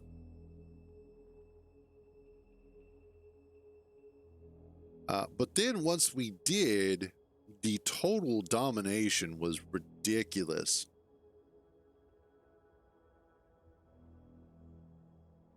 Okay, I think we're good here. Double check to see I don't have any other floating bits of debris.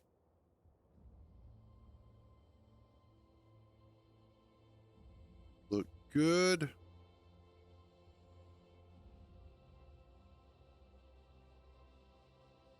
Which, that's the funny thing too. When you look at the time frame of human evolution from a social structure component and how we went from being dominant hunters to dominant farmers,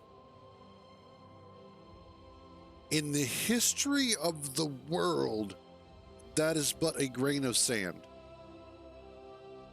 In the history of humans, however, that's a huge portion of our history. Like that is a large portion of us as beings on this planet.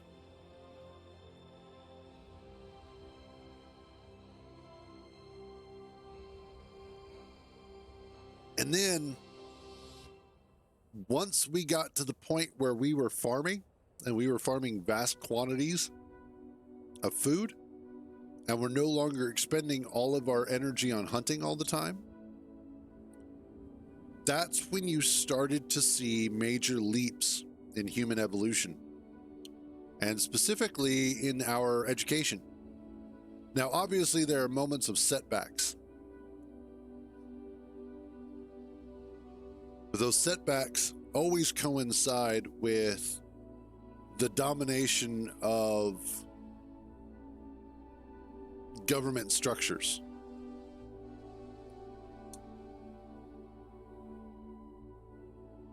And in most cases, what you'll see is that there is a period of stagnation that accompanies the rise of the aristocracy or the noble houses, or just in general nobility itself will take over. In fact, we're kind of seeing that happening in America to a certain extent, is that in the Western world period, but we're seeing that there is this push right now for the oligarchies, the nobility, the billionaires and whatnot, to keep suppressed the bottommost amount of people within our society. Homelessness is increased. We're also seeing a huge disparity between what's supposed to be a livable wage and what actually is required to have a comfortable life.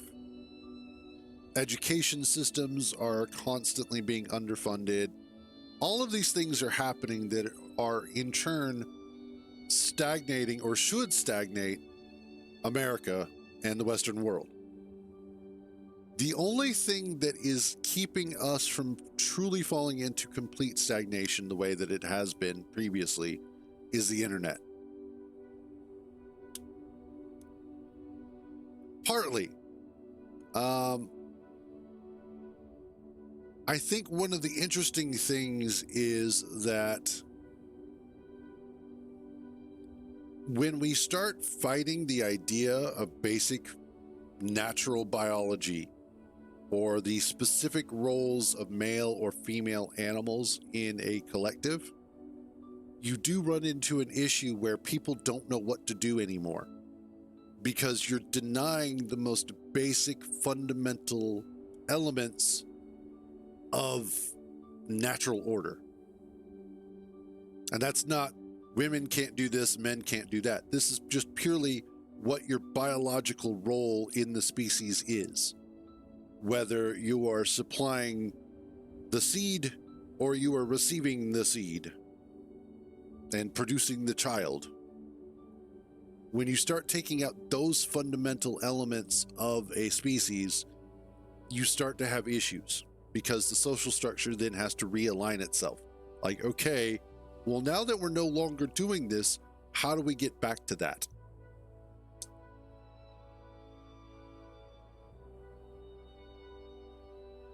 Well, every species is different. Whether it's patriarchal or matriarchal, doesn't matter. Because bees, same thing, they're matriarchal.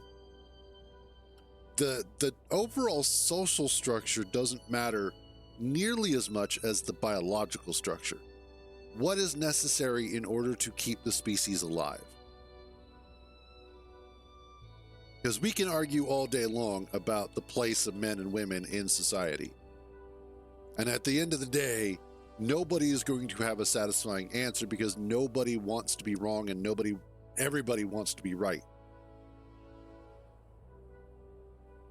And there are a lot of people who are going to argue that this is where men are supposed to be and this is where women are supposed to be. There are going to be people that argue, well, what is a woman? Maybe you should go back to school. But oftentimes people, and especially humans, like to argue about things that are already set in stone as if they are malleable, when that is only true from a certain perspective.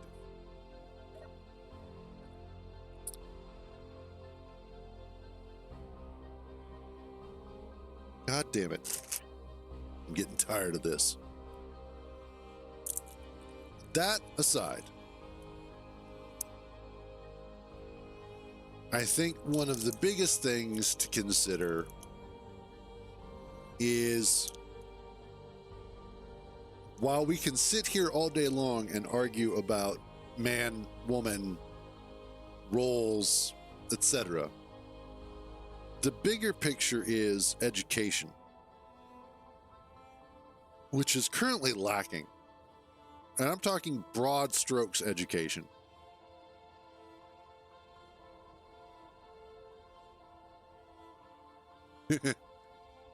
Part of me is like, yeah, retail. But yeah. And you're not incorrect in that either. Let's see. Blueprints.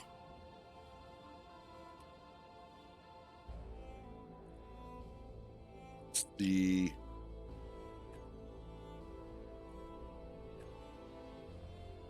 okay, there goes our weld guide.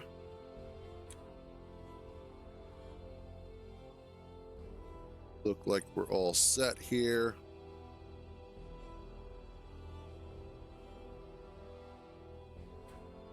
Wow, that is a hell of a lot of whiplash. No idea, honestly. I didn't notice that it did, but I don't always notice when things happen.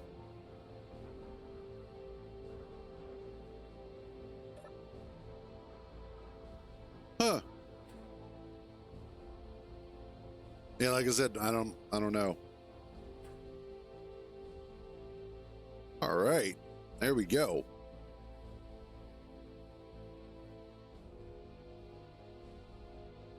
Now we've got this. We can kind of wait for this to weld up. Maybe I may actually go ahead and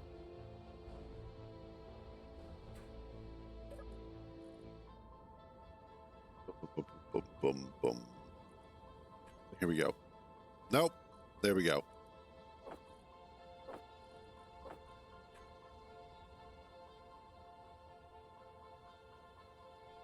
I do know, here's something funny.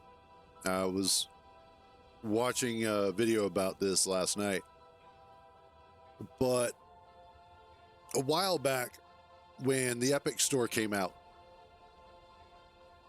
Tim Sweeney got all up in his feels about the fact that Steam is a monopoly and Steam takes too much money and Steam does this and Steam does that.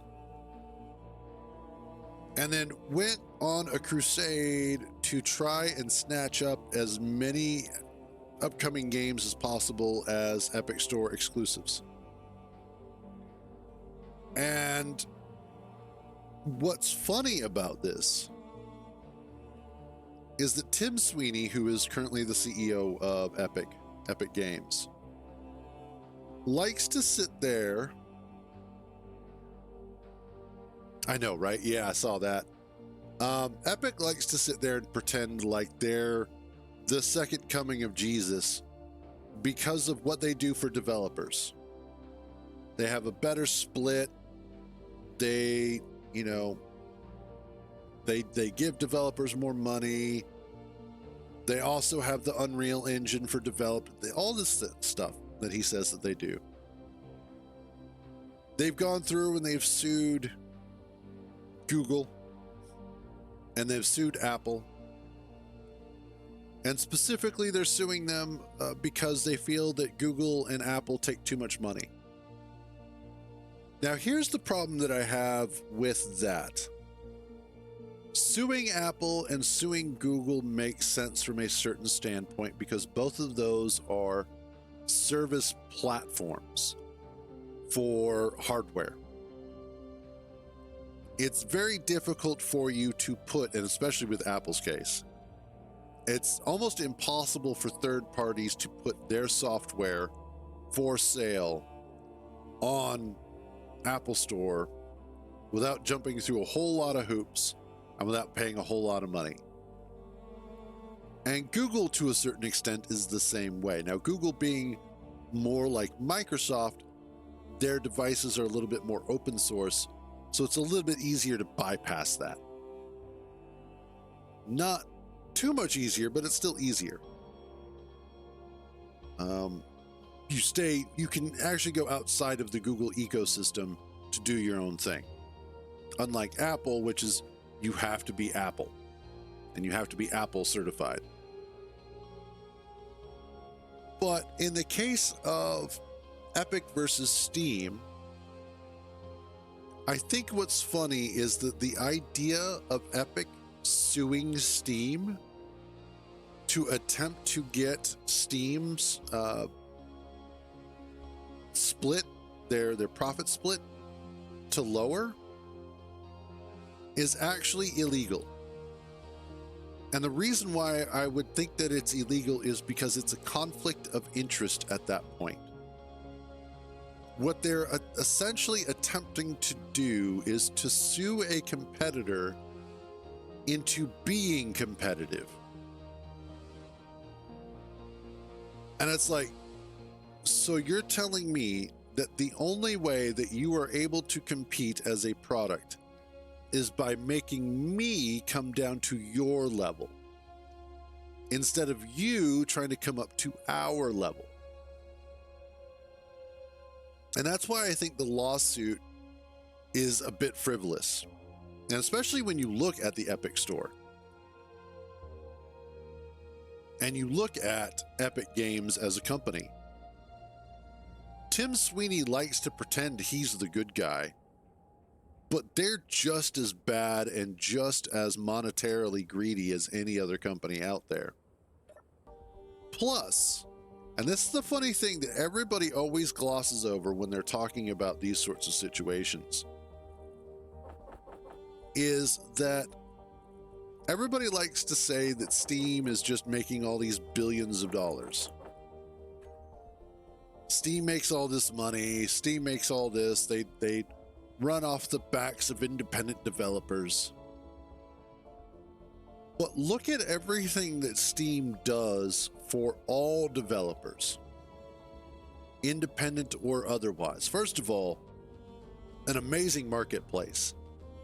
It is incredibly easy to find the games that you're looking for, either directly by name, by tag, by genre.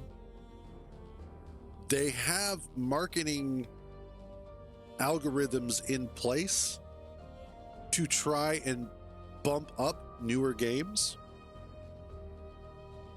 You also have an amazingly huge built-in audience. Steam has millions of players per day that are coming in and going out all the time.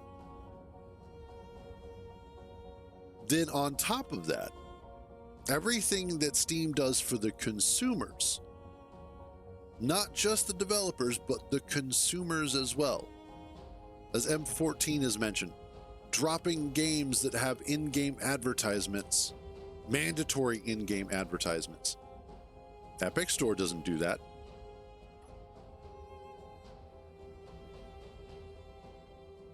Absolutely. Another great example, the Steam Workshop. Epic doesn't have that. And then, of course, you also have things like Steam servers. Steam is capable of hosting multiplayer servers for developers to help with that, matchmaking, things of that nature. They also have, yeah, exactly. They also have community centers, community groups and whatnot that you can form for your game so that people can stay informed or communicate, those sorts of things. What do I have on me still? Oh, ice. So there are all of these things that 30% that Steam takes out of your profits goes towards. That's not even including things like the Steam Deck, Steam VR, Steam OS.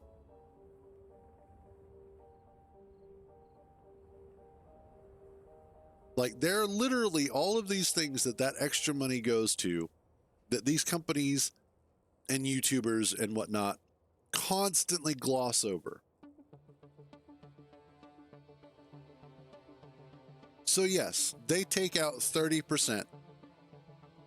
And in return, what you get is Steam. Another great example. Steam is such a dominating force for video games that even Microsoft realizes they can't compete. Fucking Microsoft. The guys who dominate the world in the operating system sphere. And Microsoft is like, no, we can't even come close.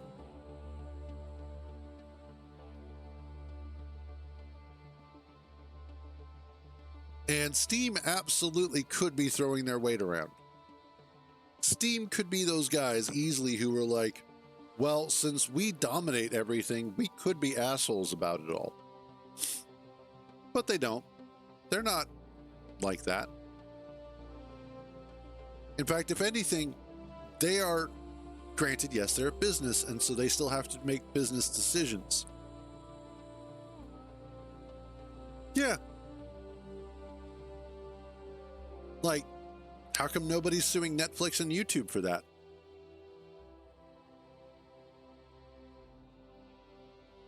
The biggest problem is that Tim Sweeney knows that Epic cannot compete with Steam because he doesn't want to invest the money in attempting to make it better. It would be hilarious, actually. Yeah, you're right. So instead of investing money in making the product more competitive, instead he wants to invest the money into lawsuits to make things more competitive.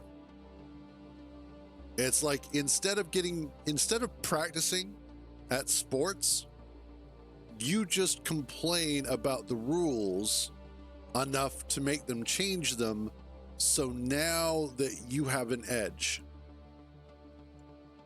And that's exactly what he's been doing.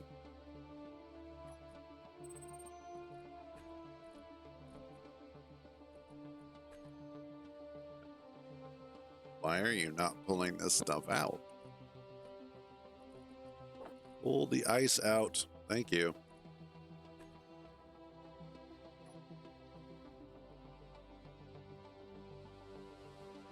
So, definitely interesting times that we live in. Oh, hey, unknown signal.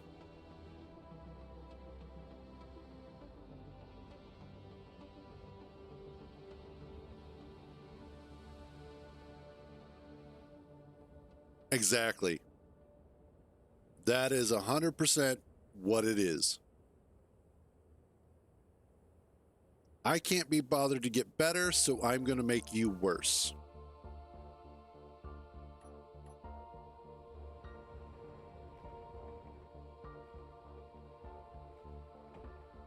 And unfortunately, what that winds up doing is it just makes everybody suffer.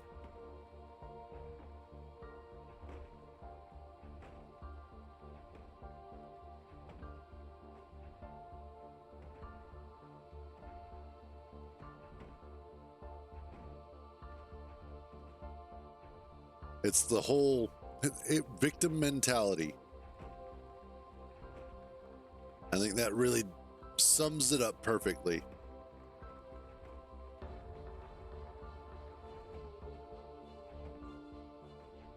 And it's funny too, because I have Epic, the Epic launcher, and I have like a ton of free games through Epic Games. I still don't play many of them, if at all. I usually wind up having them installed for maybe like a week tops.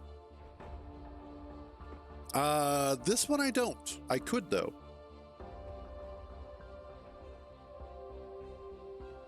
Now this one is using modded thrusters. But other than that, it's fairly vanilla, I believe. I'd have to double check.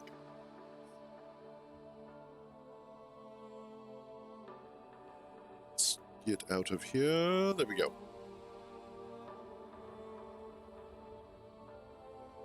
This is using the Arlen drive systems.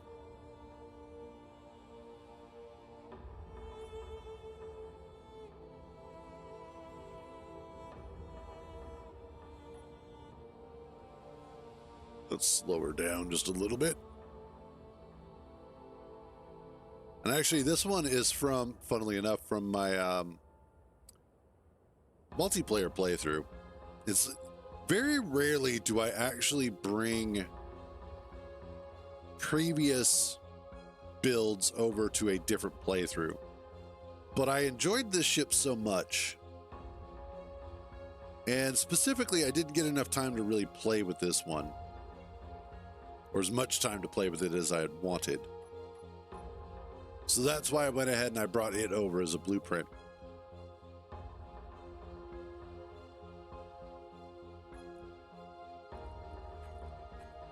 Okay.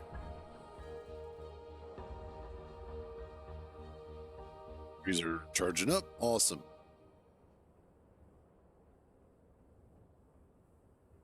And ooh, this is welding up slowly. Oh no. Oh God. I'm gonna have to change that. Well, no. I might leave that.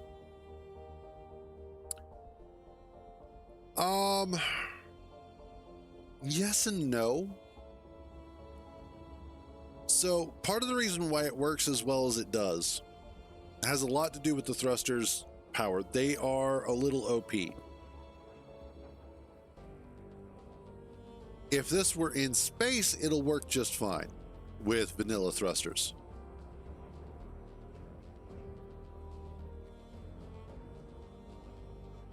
It would, well, it'll work atmospheric, but it won't. Okay, so these thrusters here, they're hydrogen based. They are also 1x1 blocks. So you could replace all of them with hydrogen thrusters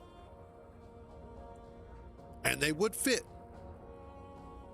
but I don't know if they would be as powerful on a planet or as useful on a planet. Let's put it that way.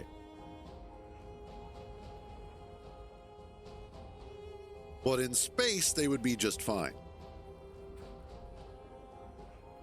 So that's kind of the biggest thing. Especially because this has just one large hydrogen tank. Let's disconnect real quick. Yeah, give me a second, and I will actually grab that for you. Shift tab, there we go.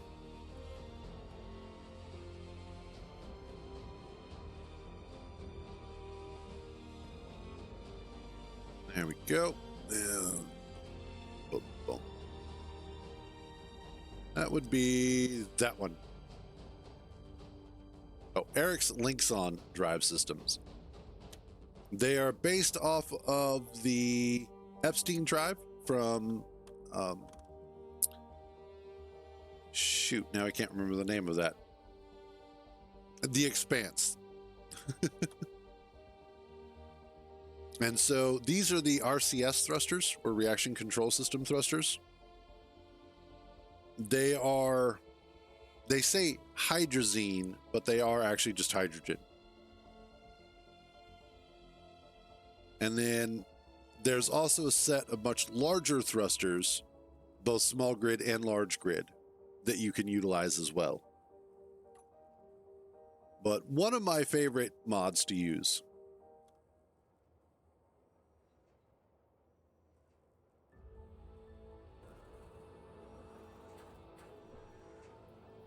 I think one of the reasons why I enjoy using them so much, it really was. The reason why I enjoy using these thrusters so much is because they take away a lot of the pain points from the regular vanilla thrusters. I think the biggest issue that I deal with vanilla thrusters is they don't ever feel powerful enough for the types of ship designs that we want to actually make. Because I like how compact and small this is. If I were to do this with with regular hydrogen thrusters, I would probably have to double its size. Unfortunately. And then I'd probably also have to add atmospheric thrusters to it and just make it bigger than it needs to be. And so with something like this, I get around that and it makes me happy. So there we go.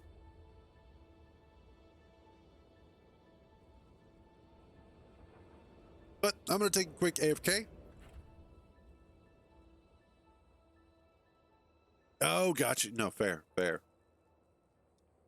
This is a good one, though. This is one of those that absolutely I think it should be up there with the likes of the paint gun.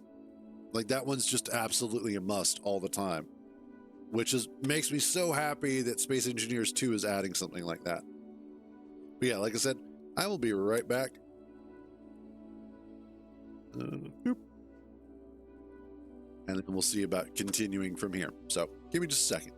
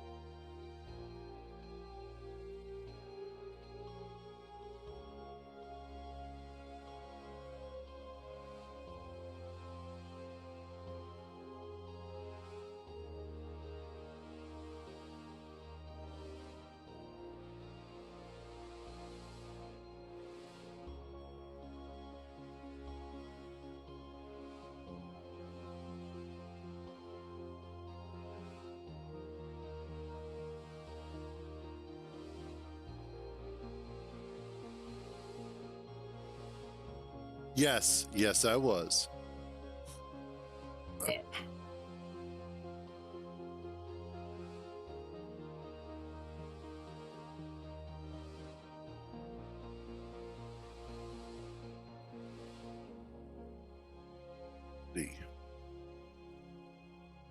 Swap that. There we go. Anyway, let's see what you guys were talking about.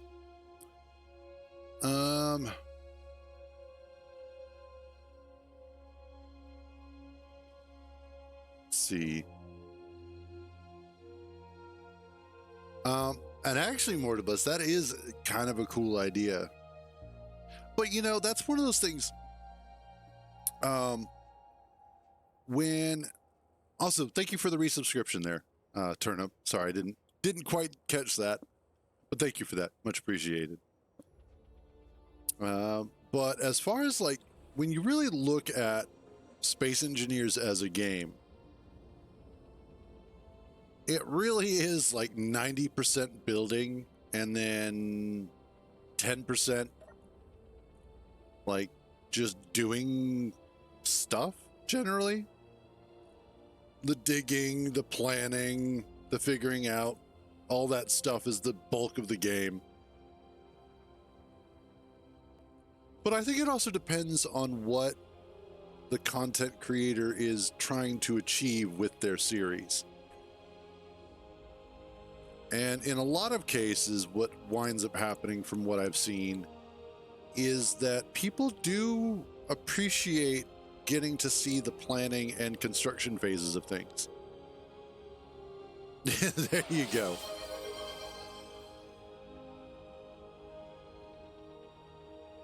Okay. I mean, eventually. Or, I mean, if you really want to see me go to the moon, I could quite literally just fly.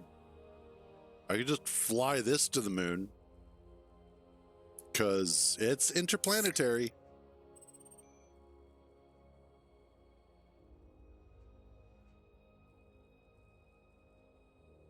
Not only would I be able to go to the moon, but I'd be able to come back. You want a rocket. So you specifically want me to make just a rocket with a rover. So you want me to Kerbal Space Program Space Engineers, is what you're saying.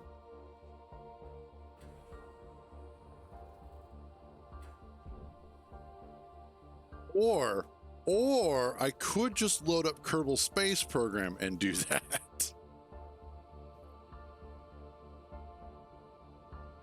Okay, why are you guys not?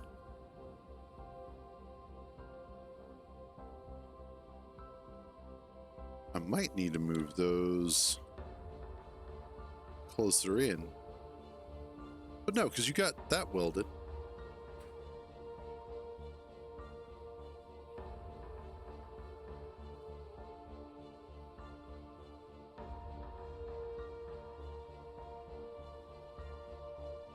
I mean,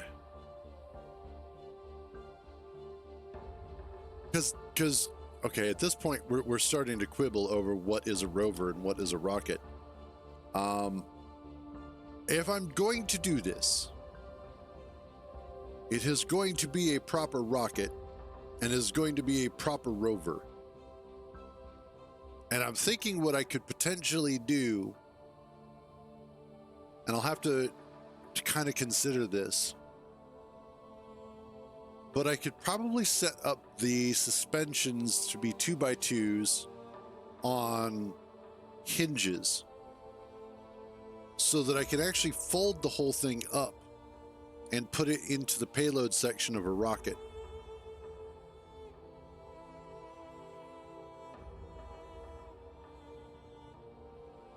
Yeah, that could work potentially.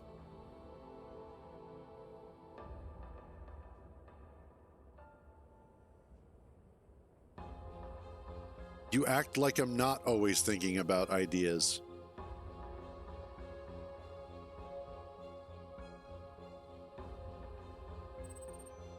However, I am thinking about the idea as to why this is not welding shit up.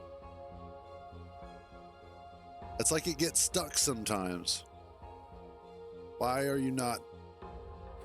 Why are you like this?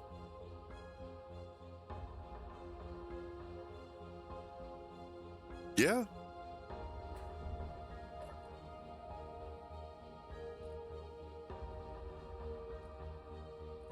I don't. And now I'm making the steel plate.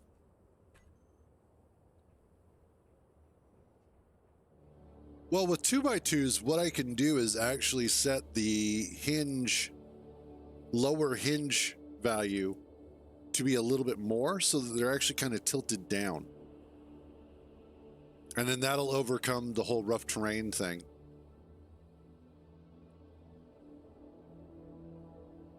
There it goes. Now it's doing something.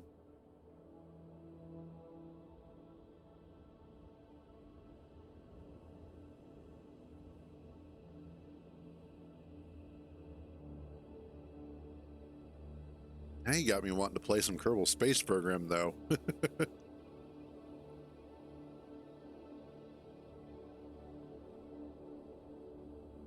Nice. You know, that's one thing. I've never actually utilized the laser antennas. I almost never have a reason to use them, if I'm being honest. It's one of those things that it's like, I know they exist, but I don't generally need relays between places. Because again, that's also part of the problem is generally I don't need stuff that's outside of Earth, like aside from uranium and platinum.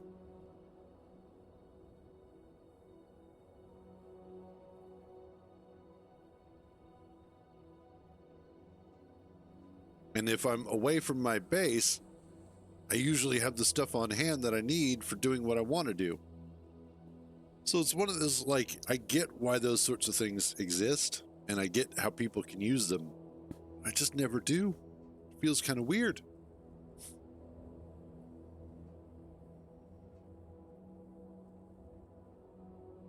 Let's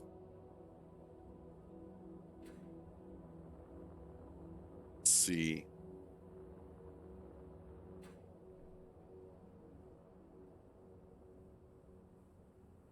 Again, I'm wondering why nothing is attacking me, because before I was getting attacked almost all the time, and then nothing. It's like they don't love me anymore.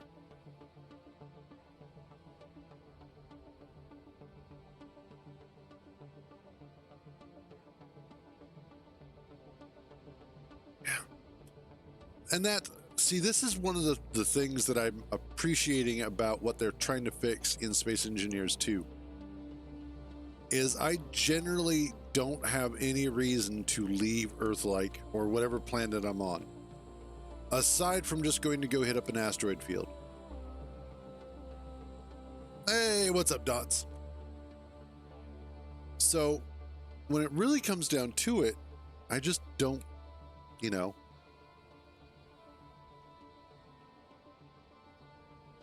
It's my play style, I think, is really what it is. But with Space Engineers 2 and what they're attempting to do,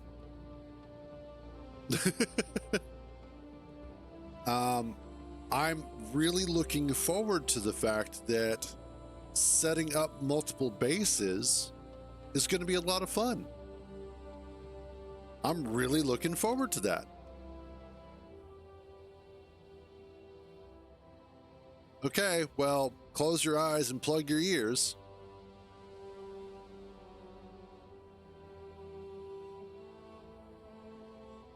I don't think SE2 sucks at all. I think it's actually, like, even in its current state, there's a lot of really cool stuff happening.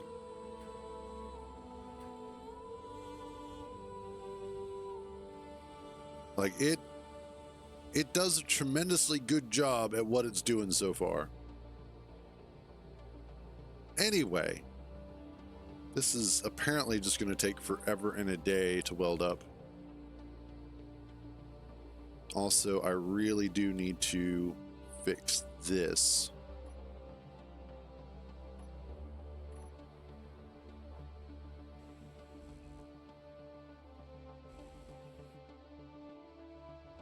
Yep, basically.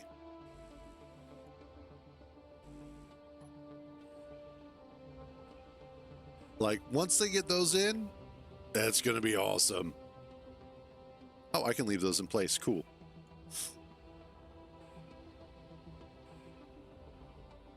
And that happens. I mean, fair enough. Not everybody has a great day all the time.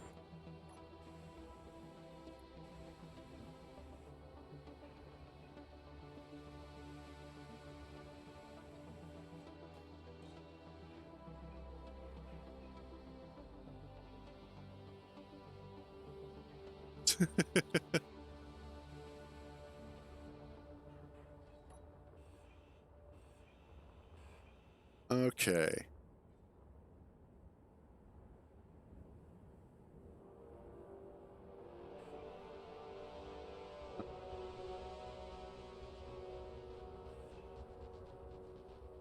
Yeah, all right.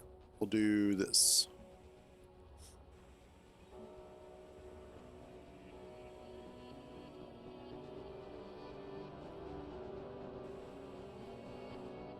I mean, if you want, I can make that happen.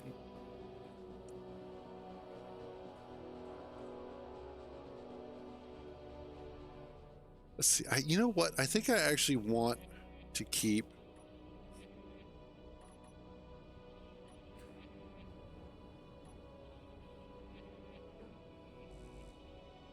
need construction components.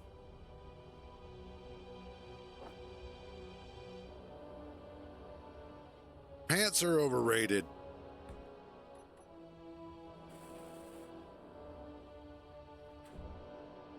Okay, let's copy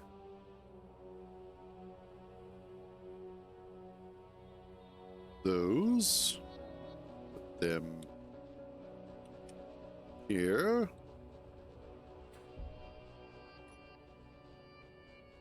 That's not too bad.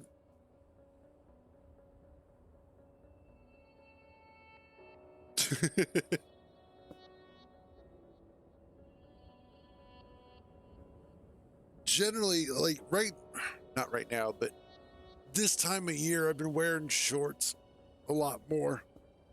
I wear pants during the day though, because, you know, obviously I'm on camera, so I have to get up and walk away. But once I'm no longer on camera, pants come off, shorts go on. It's glorious. All right.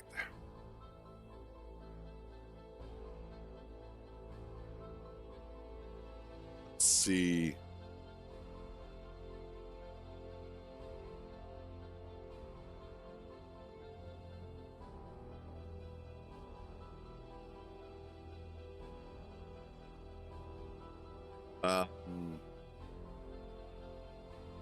How did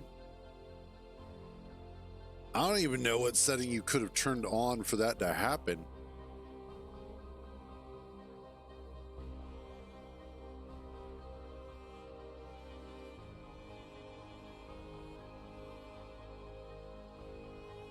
Yeah, I can't even contemplate which particular setting that would be.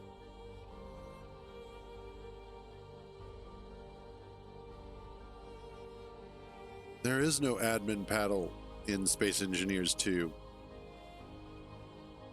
Is there?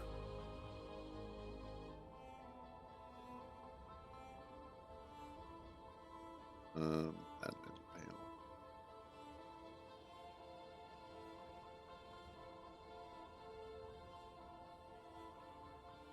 Yeah, there is no admin panel. Oh, okay, gotcha. See, that's a little bit different.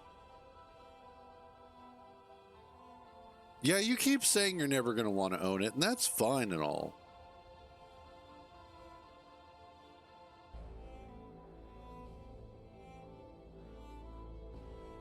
Ooh. Part of that is like, oh, I bet that was pretty to watch. The other part was like, I bet that was super painful to watch. I bet that sucked a whole lot.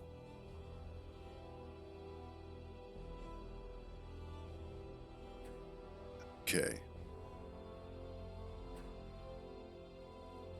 Let's go ahead and turn these back off.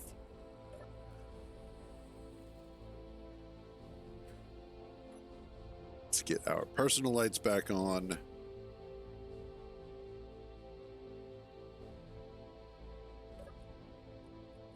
Blueprint provided for. In vehicle bay.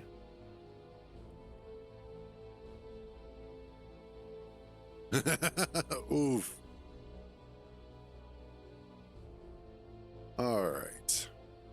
This needs to get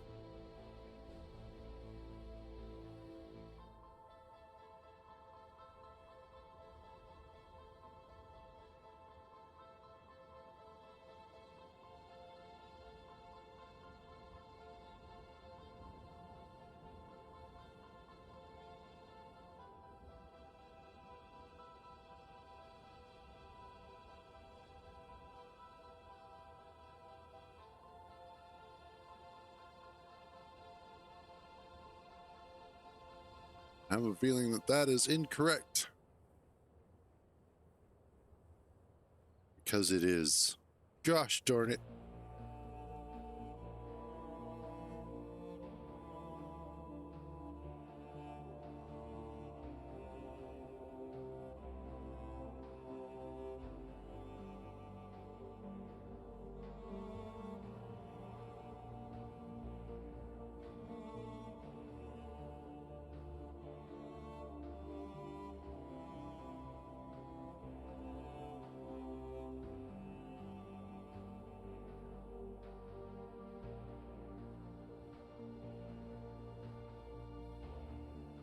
Sound absolutely painful.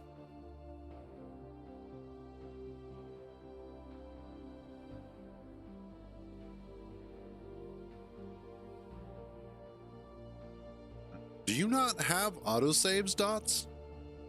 Because generally, if you have that setting, you will actually have up to 5 autosaves.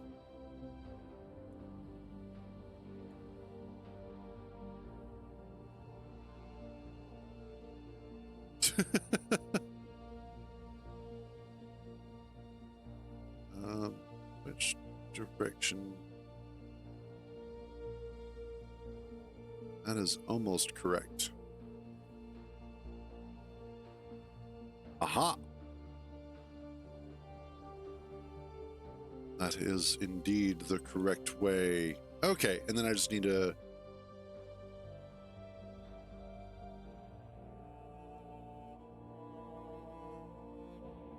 All right, fair.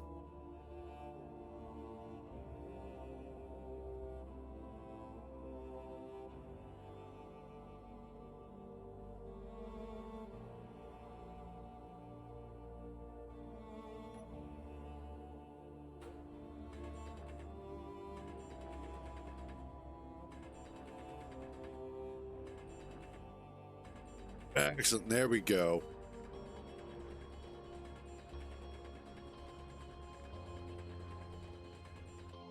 Now I can go ahead and get the vehicle bay drilled out as well. Oh, before I do all that though, are you sticking out of the mountain?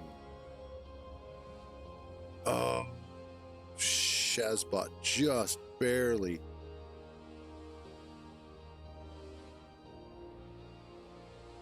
Oof.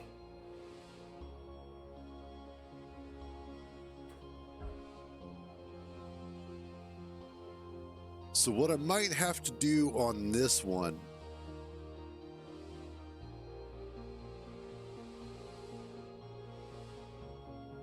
is actually go with a shorter one.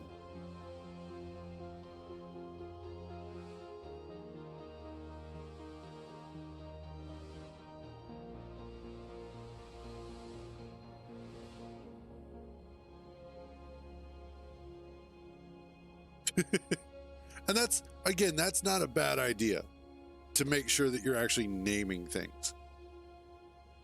Although also in most cases, as long as the grid you're working on is powered next to you and has more than a certain number of blocks, trash collection shouldn't grab it at all. So if trash collection is picking it up, that means that it is under the threshold for certain rules. And the rules are quite generous.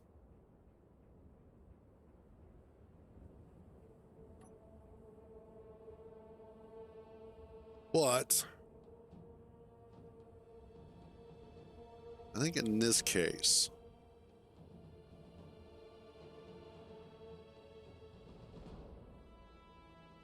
I think what I'm going to wind up having to do is go with a slightly shorter bay here, or just move it to this side, which would work as well.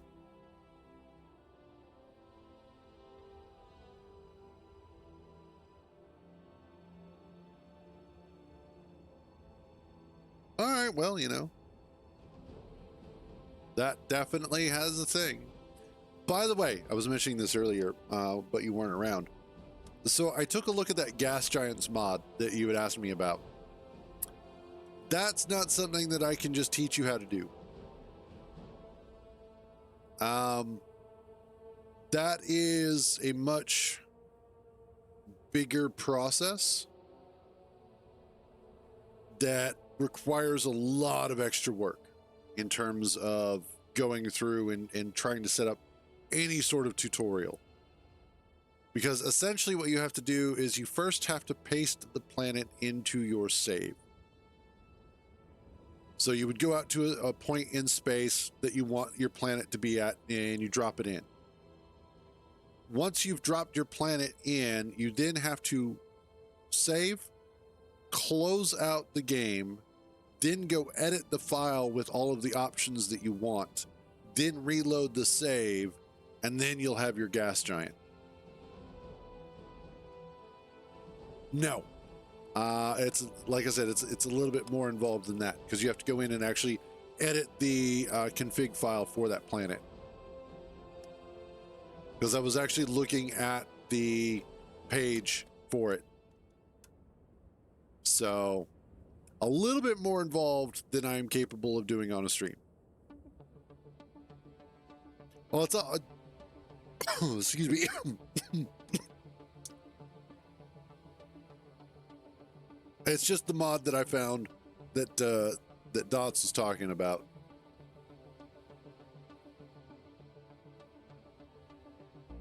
Again, I could do it,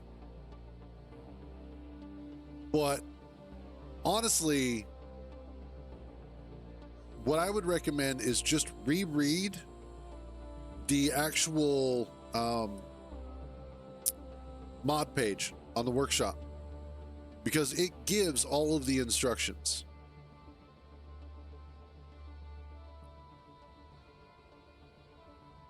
It literally shows you, or writes out step by step what you need to do. And it's probably going to be more beneficial than the video that I could produce.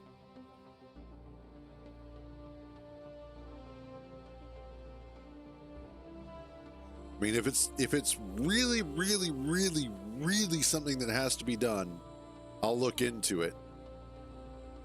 But, you know, like right now, there's a lot of videos that I should be doing.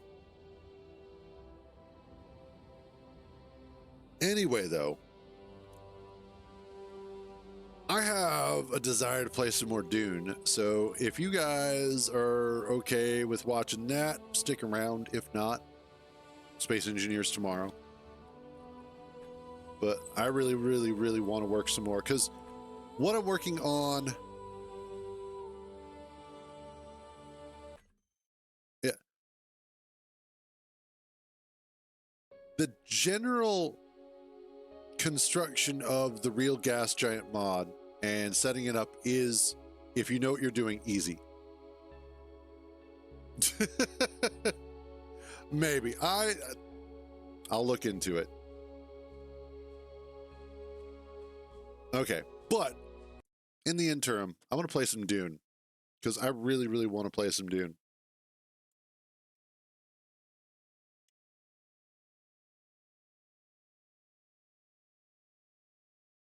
Base.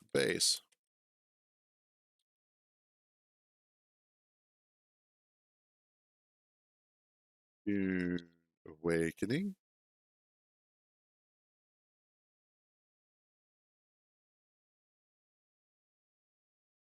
No, not space and Dune Awakening.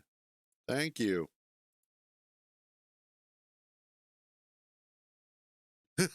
There we go.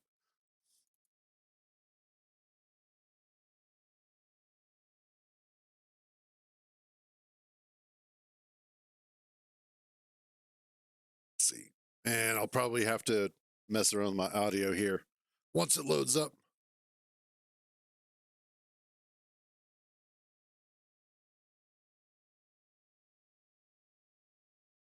You might want to see a physician there, Dots. Just saying. Oh, yeah. Fair enough.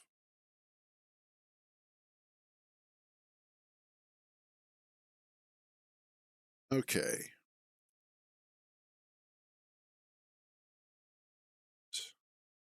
Oh, thought for a second it killed off my audio. I was like, oh, come on, not again.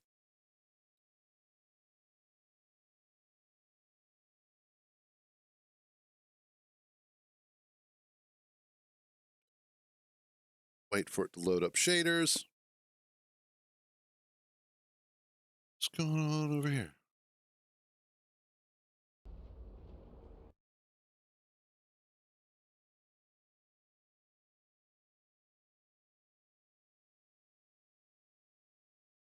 Oh, interesting. Okay.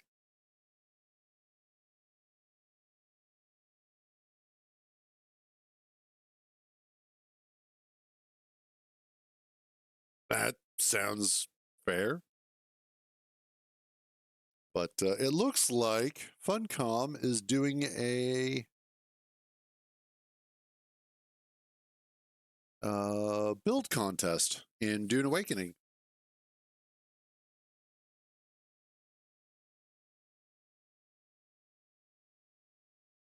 I usually start out at the brain mush point and then just work my way out from there. It seems to work out fairly well, usually.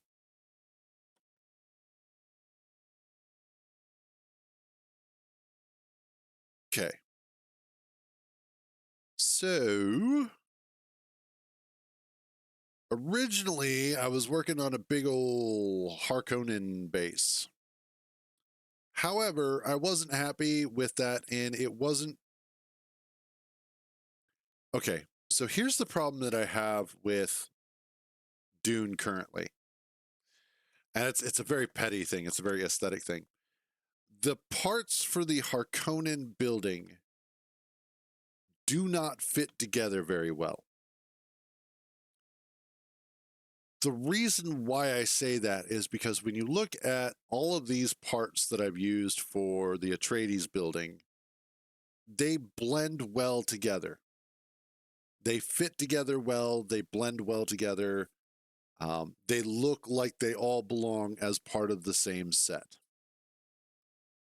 The Harkonnen parts look like they're about 3 or 4 different sets that have all been smashed together to form one. And I think what wound up happening was that they took parts from the actual constructions that they do, just cut them up into the grid segments, and then went, yep, that'll work. Because it feels like they don't fit together cohesively.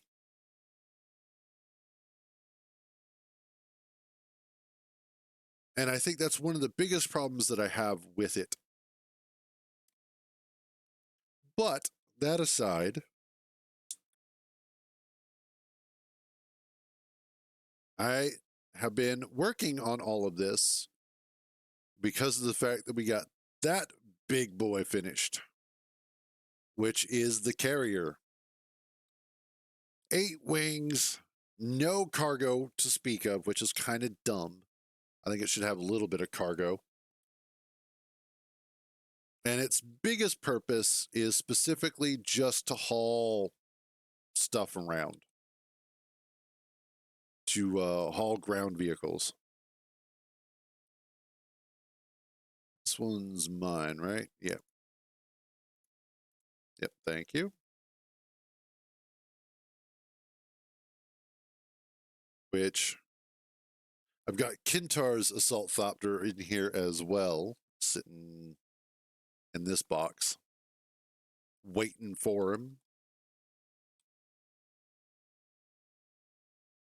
So also I want to check on some stuff up here.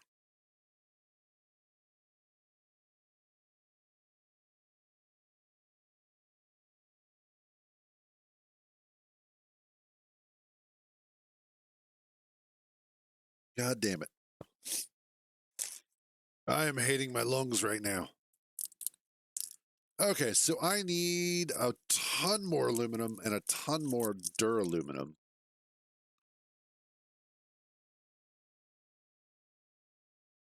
So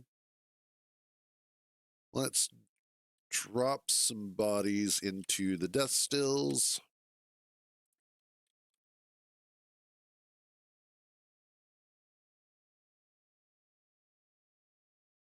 Also,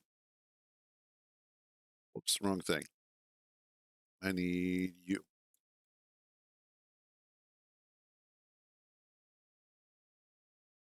That's 430 divided by 2 is 160. No, 215. And then 270, that would be 135. Okay. What I'm looking at is the build costs. And when you're out in the deep desert, your build costs are halved. And so specifically, I'm looking at how much I'm going to need to build one of these spice powered generators. The reason why this is important is because of our logistics setup that we're going to go with. We're going to go with a logistics setup that is a base near the entrance of the deep desert and then a base out in the deep desert itself. The base near the entrance is going to be processing and shipping. So basically, we're going to bring all of our collected resources to it eventually, drop everything off, and then have it process all of that. So for that, we need a lot of power. And the best way to do that is with the spice generator, because that's 1,000 power. We call it 1,000 watts of power for the sake of argument. And so from there, that will easily maintain a lot of the stuff that we need to run. And then we can bring all of those refined materials back home and use them for construction and whatnot.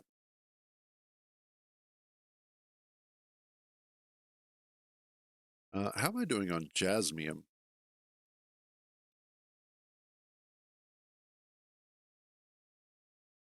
It's one of the other things that I need to look at because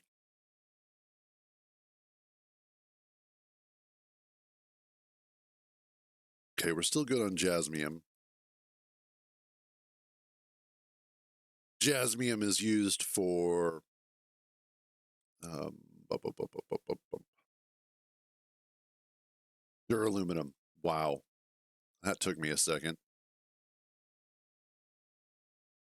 Also, did I? Okay, good. I was trying to remember where I put the other. So these parts here are all the parts for our deep desert buggy, which is why I keep them separated. I want to make sure that they're going to be kept apart for when we go back out there. Because right now we're just waiting for the Coriolis storm to come through and do its thing, which will probably be later today into tomorrow. But let's go get some. Oh, shoot. I just realized you guys can't hear the game. Because this stupid game doesn't use the default Windows devices, I have to constantly set it.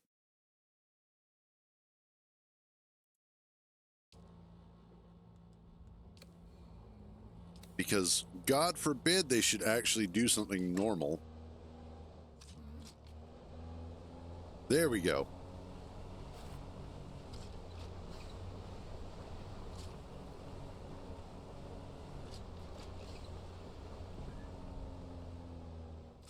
We talked about this. Let's see.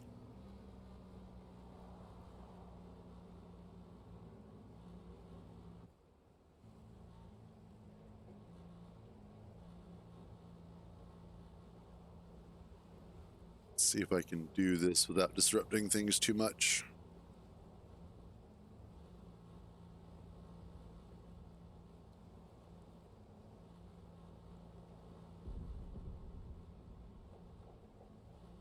No, I'll probably have to go through. Okay. I'll worry about that later. I'll look up how to do it and set it up. Wait, here I am. Passing the stuff that I was after. Give me some of that.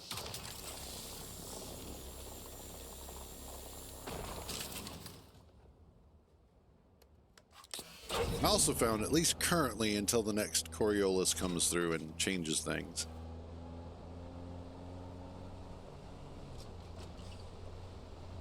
one of the best locations for a lot of the stuff that I'm after is actually down here.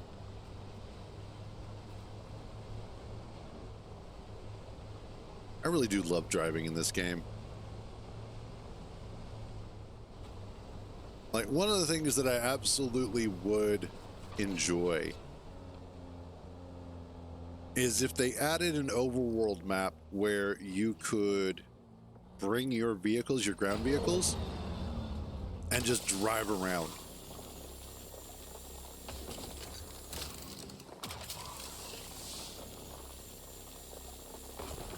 The map wouldn't have to be very huge.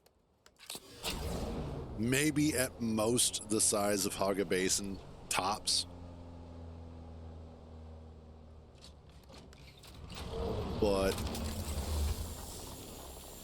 it would be really cool to be able to just bring out your vehicles and play around with them. Test out buggies and sand bikes.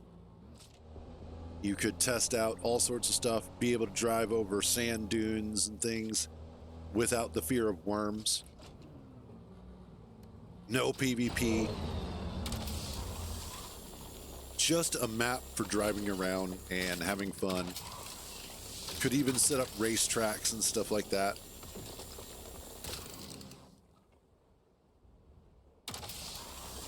It is amazing how addictive this game is.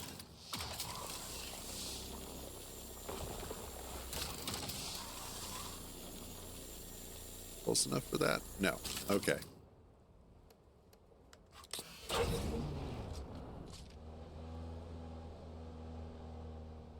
And even if you're not in a large group, having one or maybe two people to play with really does make this enjoyable.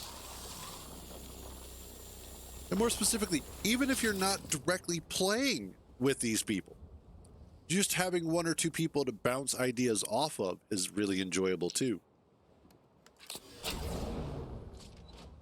Like we've got a full guild of people. Well, full guild. Our server only has 6 available slots, but everybody who's in the server is all part of the guild.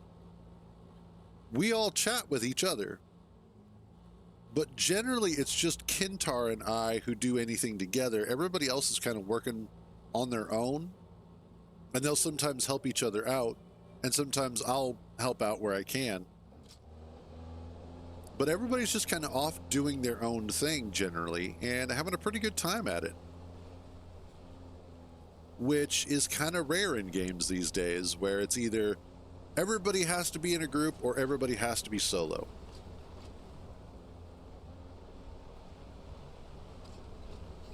Very rarely do you get to have that pseudo multiplayer feeling to it.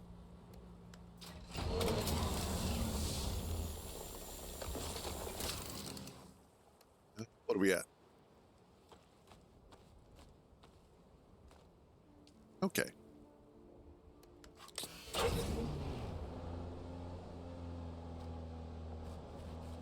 Like, really, the only thing that solo players have to worry about while they're playing is just the extra time it takes to do things. It doesn't, being solo doesn't take away from your ability to be efficient. It's just that sometimes it takes a little extra time and that's it.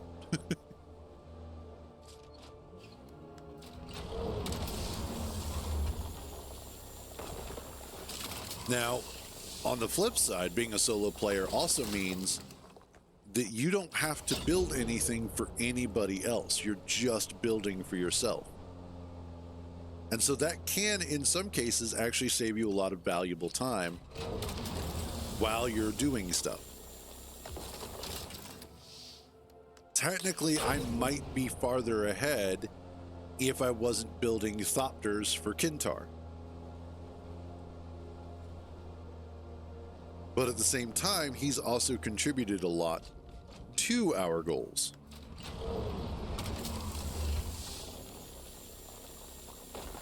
And then he takes all the credit because that's who he is.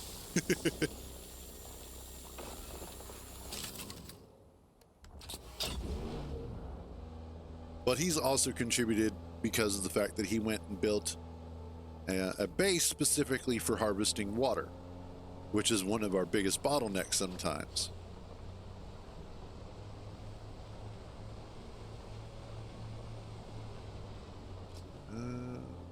Yes, this way.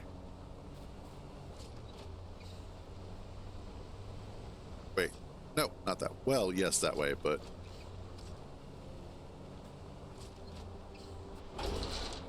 let's go up here. Yes and no. So water doesn't work the way in this game like it does in Space Engineers. Water is a harvestable resource in one of several different ways.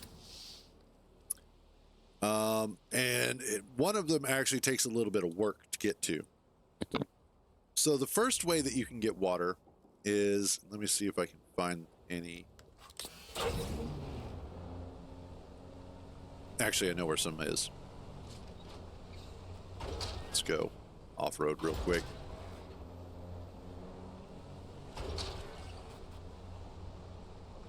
So the first way that you can collect some water is there are these plants here. Now, at night, they will start collecting dew or moisture that you can then harvest. But you have to make sure that you have a leader jon, or basically a water bag on hand. And you will collect a set amount from it with a dew scythe. So you have to research a little bit to get to that point. The next way is by killing enemies and extracting their blood. Very similar process. You have to have a tool to extract the blood, and you have to have blood bags. You then take that extracted blood and drop it into a blood refinery, and it will refine the blood into water. That's useful because you can basically keep that thing pretty much full all the time and just constantly generating water that way. The third way that you can generate water is by collecting bodies, by collecting corpses, and dropping them into death stills. And what'll happen is that it'll take anywhere between 50 minutes to an hour, depending on which version of the death still that you have. And when that time is up, it will dump all of the water or all of the blood that it's collected into water all at once.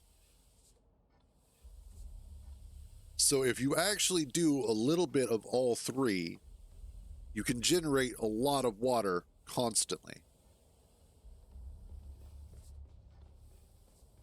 It just requires a lot of constant work. Now, what we do is we'll go out and we'll go do a body run, and we'll just go collect a whole bunch of corpses, bring them back, drop them off into a cargo container, and then constantly swap them out into the death stills every 50 minutes to an hour. Sometimes we'll have blood bags on us. But then one of the other things is that Kintar has his base on top of a stone pillar, which then sits on top of a large field of flowers. And at night, he can go there and just fill up a whole bunch of water bags, then drop them off into his base, and then we can just go and collect them at any point in time that we need to.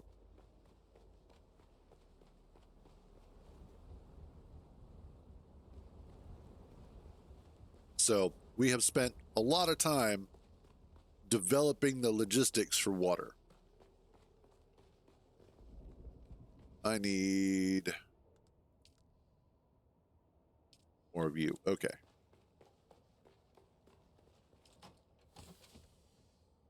You're full. You're about full.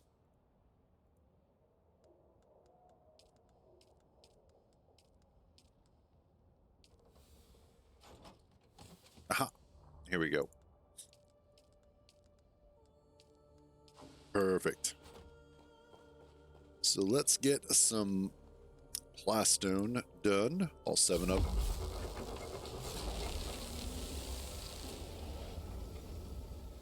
Yeah, I'm just going to be doing Dune for the rest of the stream.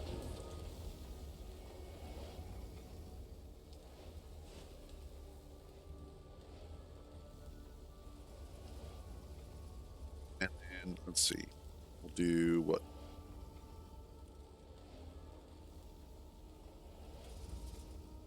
$200 of that. And then we'll get that going.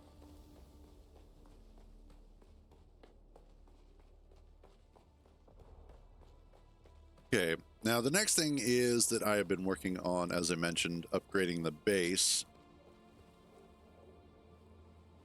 Let's finish the roof over here.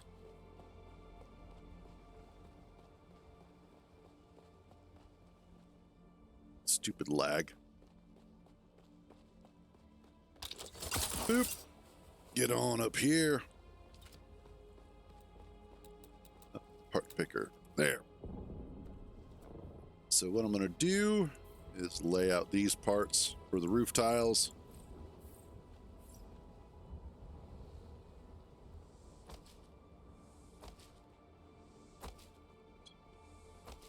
Once this is done... Nope, that's not where I wanted you.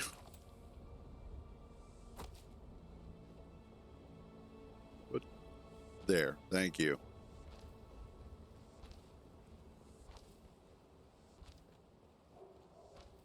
Make sure that I get all these put in place.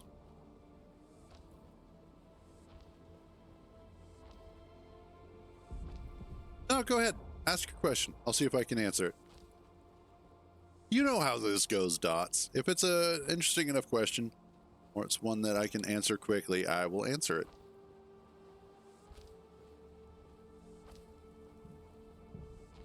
You can ask me anything at any time. I reserve the right to answer or not answer at any time.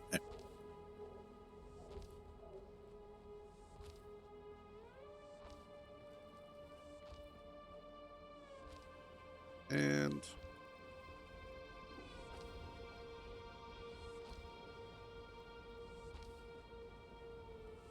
there we go. Grab these.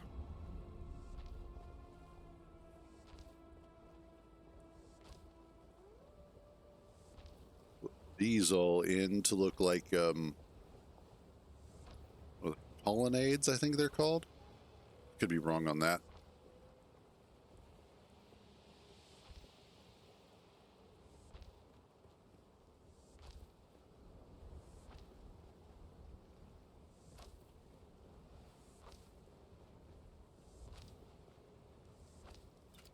Okay.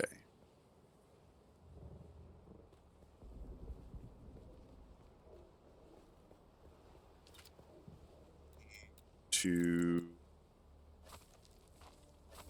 get rid of that. Put you in here. There, there, and there. And then I need to do the same on this side.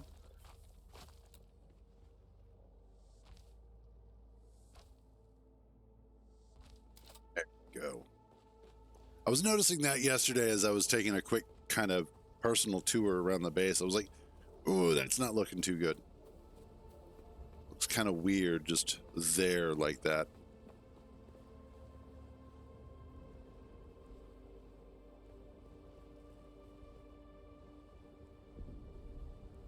Okay. That doesn't look too bad. I can live with that.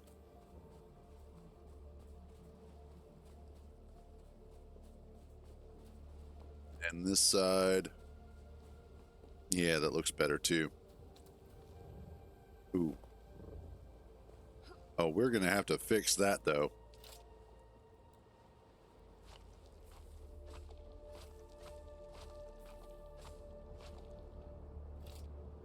Okay, I need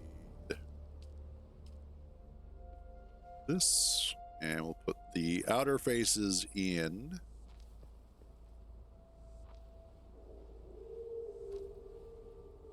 Yeah, that works better. That works a lot better.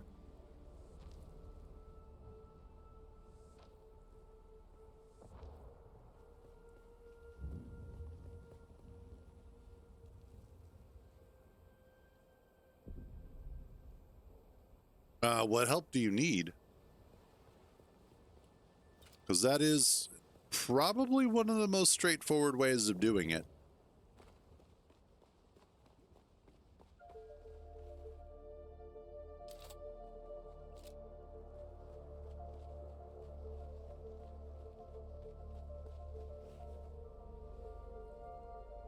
Essentially, what you're looking at is a couple of different ways to attach that stuff. But you're going to want to use the large conveyor small grid blocks and attach them to welders either at the front, the sides, or the back. And then in order to get the welders close enough to the ground or to whatever flat surface you're welding, what you'll want to do is go ahead and adjust the strength of the suspensions so that you can lower it or increase its height.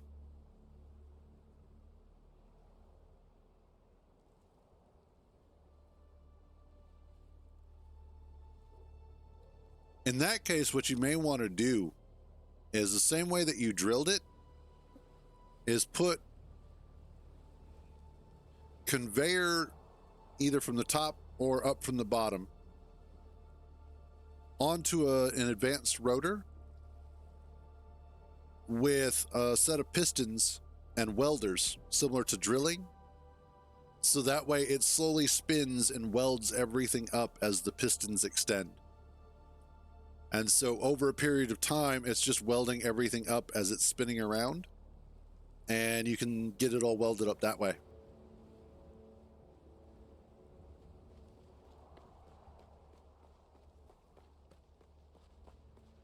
Okay.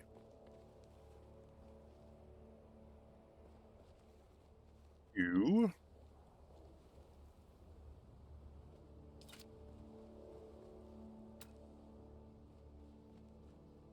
Okay. There's lots of different ways to accomplish the thing that you're trying to do.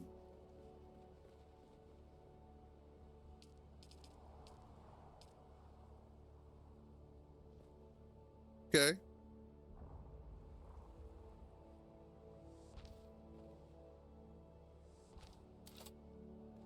Let's see that. And then you.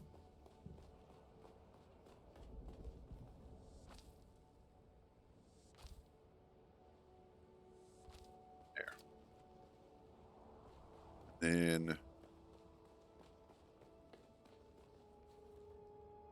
okay.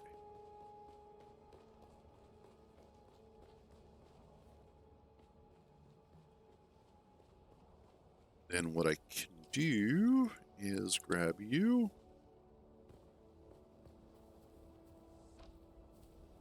Down some of these foundations here. I do. Ah, damn. Actually, that'll still be fine.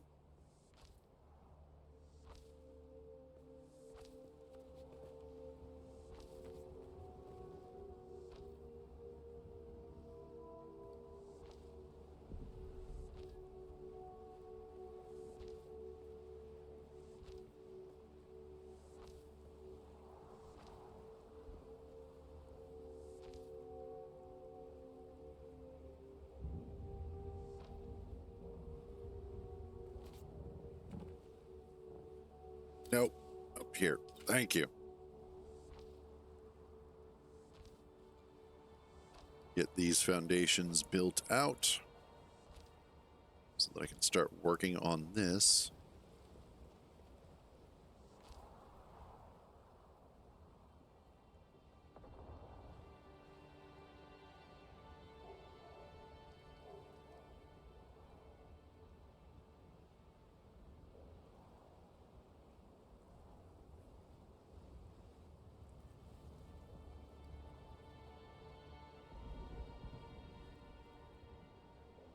Let's see.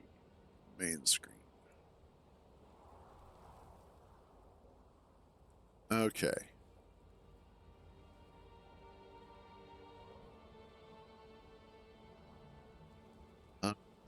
So basically, like these ships that you have here attach welders to the front, fill them with stuff, weld. Like, it's not that hard. In fact, welding ships are actually one of the easiest things to make.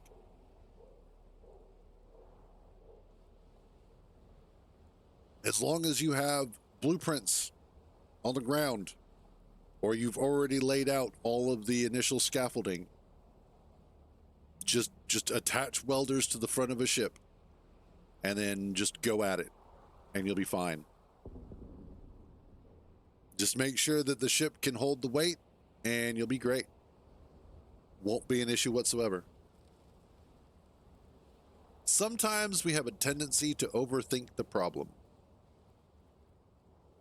when the solution is just super easy.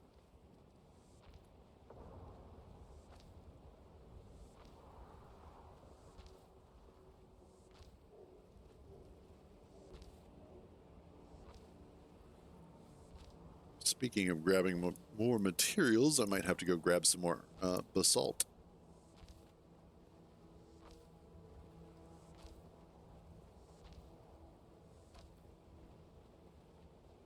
So what I'm thinking of doing for this side of the base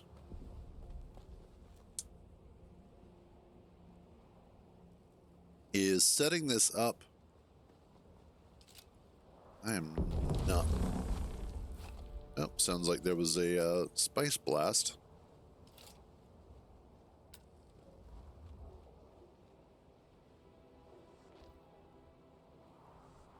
That's not what I wanted. You know it.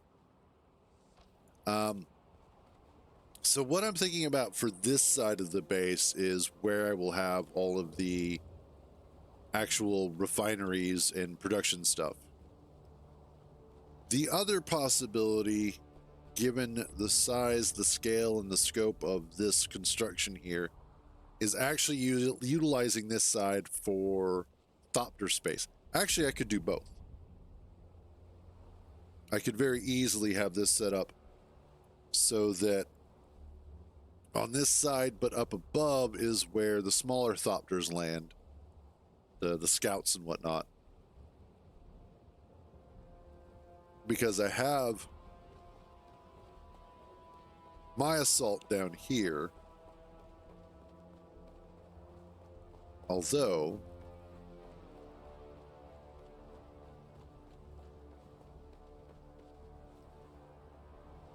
I could make that the scout thopter landing pad and put the assaults up here, because I do have a considerable amount of space above as well, so I have some height to go up.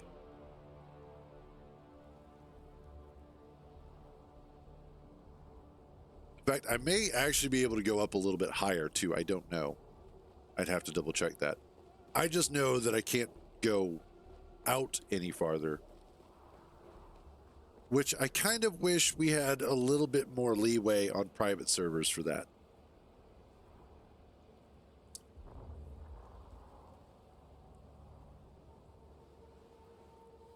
I think it would be great if private servers, you could change you could change the upper limit of claims that you can make.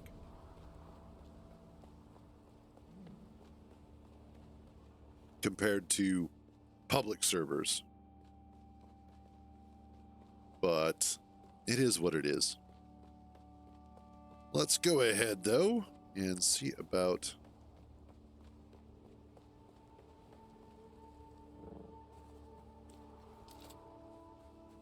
what you.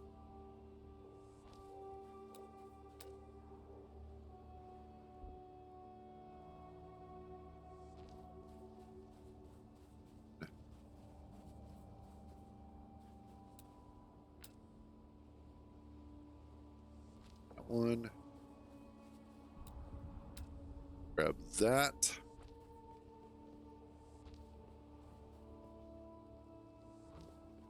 And we'll just bring these down until we get to here.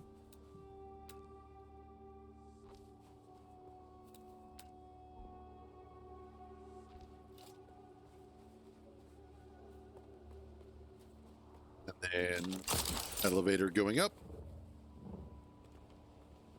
Alrighty. So that helps kind of figuring out how that's all going to look. I can take you guys.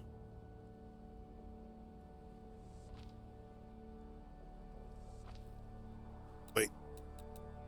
Not you.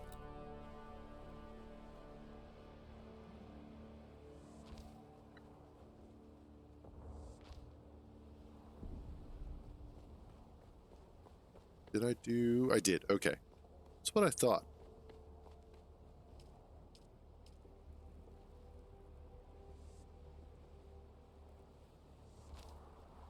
There we go.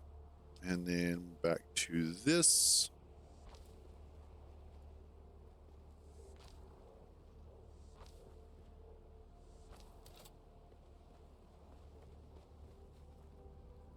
Awesome.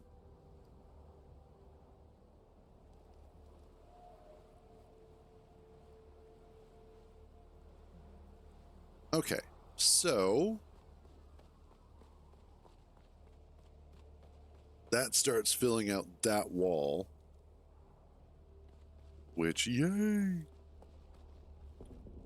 And then the other thing that I was contemplating how this is all going to work out, because one of the biggest things that I also need to consider is putting up a pentashield over top of where this is going to be coming in. Now that pentashield is going to be freaking huge, and that's going to require a lot of power. A lot of power that I'm not currently generating. So that's one of the other things that I want to eventually do, is get to the point where I've got some of the spice generators going on this base to help compensate for the amount of power that we're going to be needing. Oh, I totally forgot that one of the other ways to generate water is through the wind traps. God, I forget that they exist sometimes. But you can also generate water through the wind traps, which are actually kind of cool looking.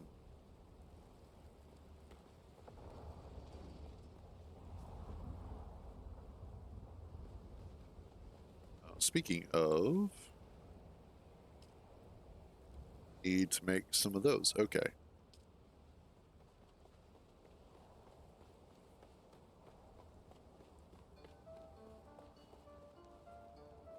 All right. The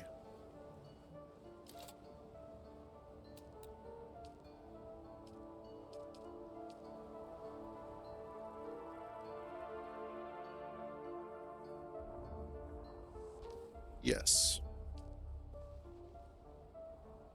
No.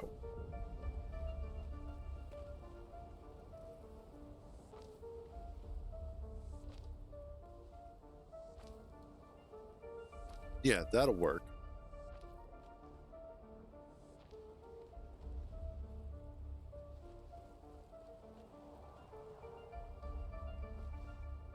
Oh, I know why that's not working.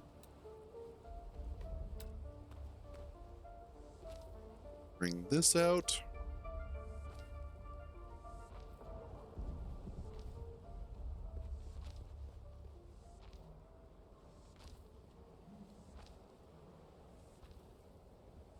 There we go. And that should...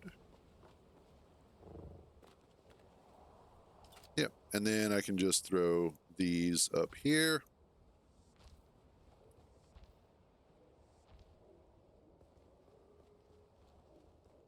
Then I can get really fancy with this if I really want to.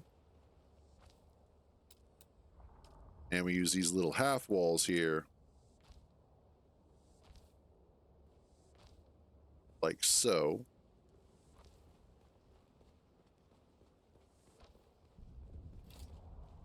That'll create kind of like a sort of a overhang that will help protect us from the sun a little bit better.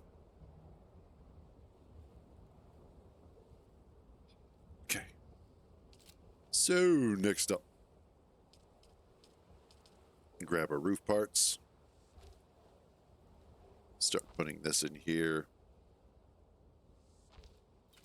And this is another one of the reasons why I've become addicted to Dune is the building in it is much better than Conan Exiles used to be. I was, however, watching a video yesterday talking about Conan Exiles, and in the background, the guy was building something, building some sort of structure. And I was noticing how nice the actual build tools have gotten. Like they've definitely gotten better than they used to be. I was like, ooh, that looks like it doesn't completely suck.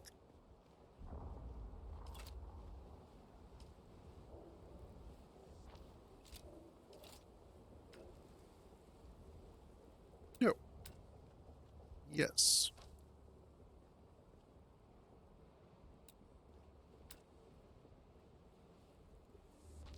Think like that?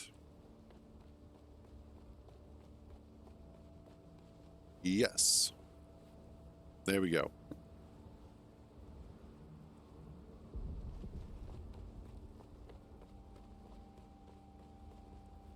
This is where it's going to get a little bit more interesting because of the fact that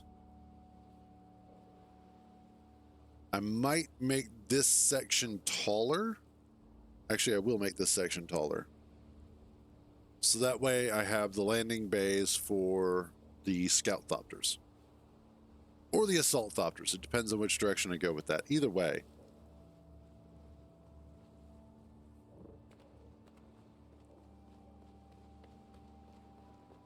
But...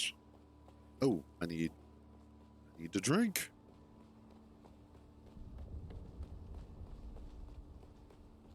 I need to put some water in my body.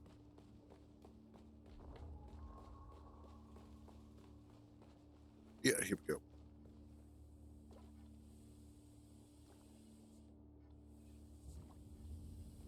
Okay, and then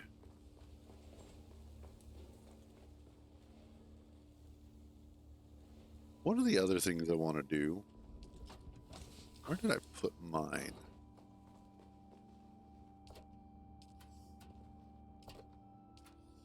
Oh, it was one of the long containers. This one? No. That's part of the problem is when we moved, I moved a whole bunch of stuff around. And so I lost track of where all of the various parts have gone to? I think that one's mine. Yeah, it will be now.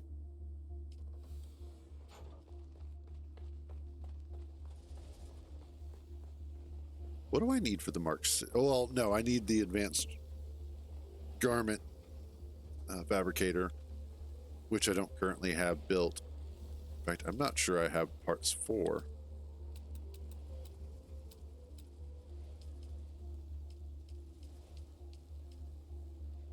Technically, I do. Well, ish. I do have all the parts for it.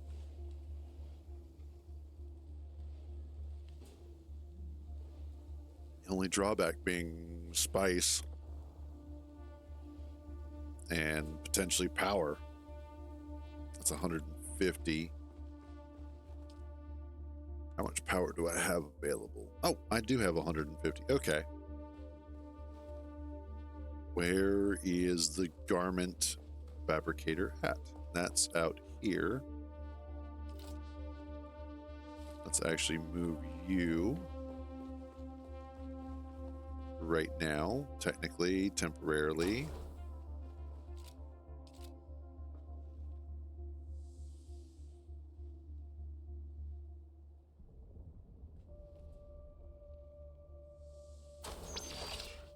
There we go. I can now make the more expensive stuff. Ooh, chome. I can make the chome. What do I need for that? Oh, and then more spice. Okay. And then radiation suit. Okay.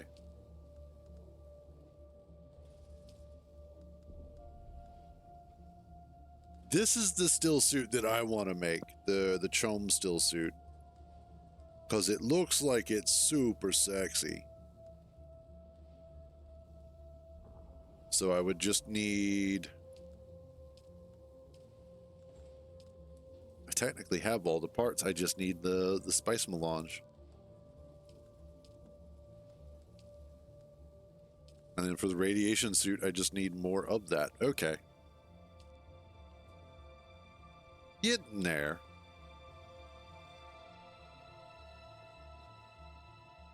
Cool. All right. So, what I want to do is I'm actually going to go ahead and drive this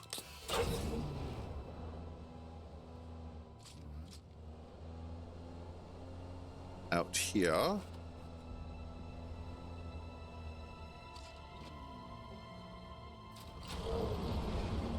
And we're going to run back inside. We're going to grab the carrier and we're going to carry our buggy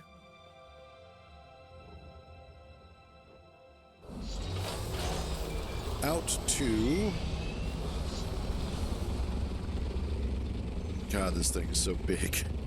We're going to go ahead and carry the buggy out to Sheol. Technically anywhere that we want for that matter.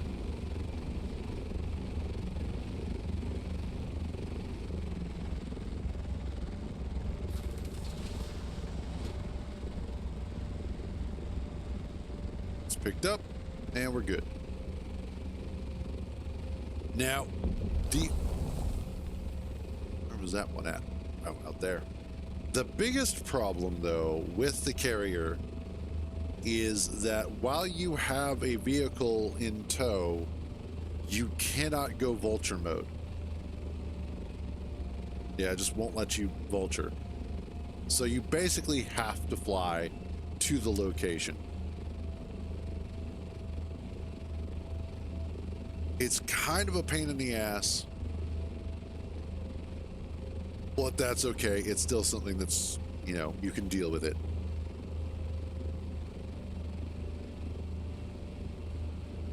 Especially because the carrier actually has a decent top hover speed. It just requires a lot of fuel. Which, that reminds me, what is... Okay. Might go back. Yeah, we're gonna have to go grab some extra fuel. So before we get too much farther and then run out of gas,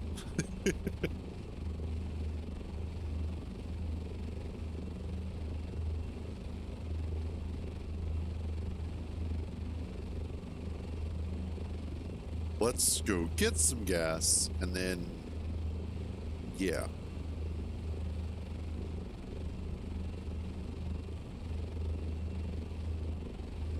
I think what I'll do is also just drop this off on the roof so that it's easier to pick up.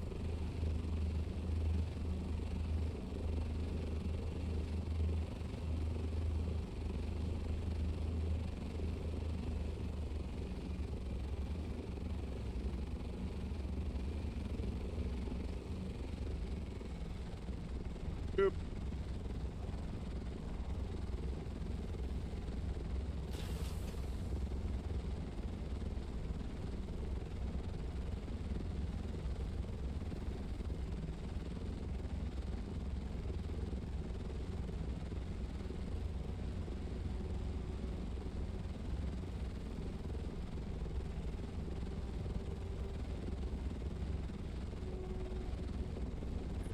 Sorry, I was reading something on Discord.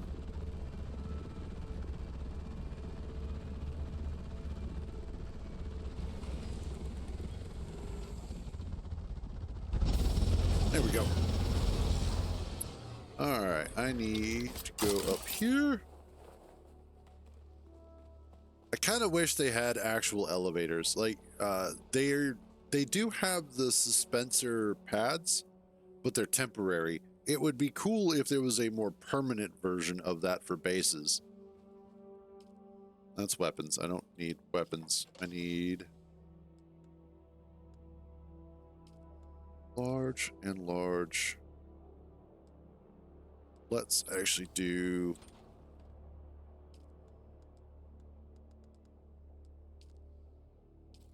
like 3 of those. I'm gonna need to make some more while I'm at it. Okay, cool.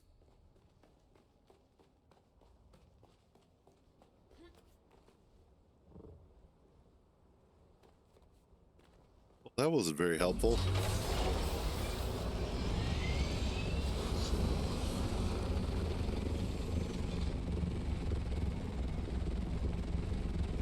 Her back up. Up you go. Yay. Up and away. All right. Now let's go. I don't technically need anything from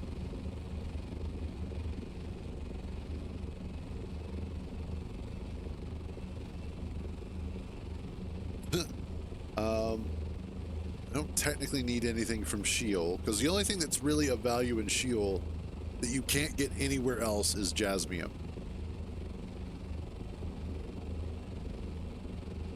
But everywhere else, you can literally get everything else.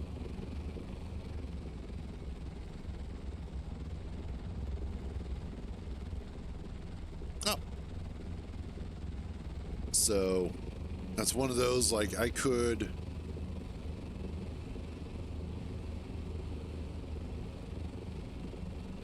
Well, there also seems to be a large concentration of basalt out in Sheol, which isn't necessarily a bad thing.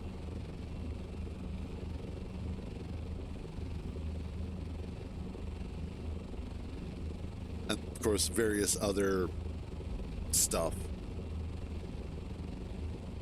But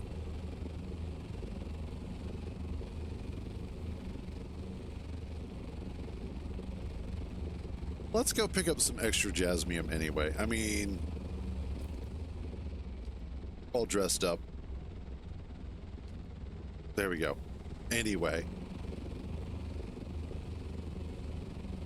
So we might as well.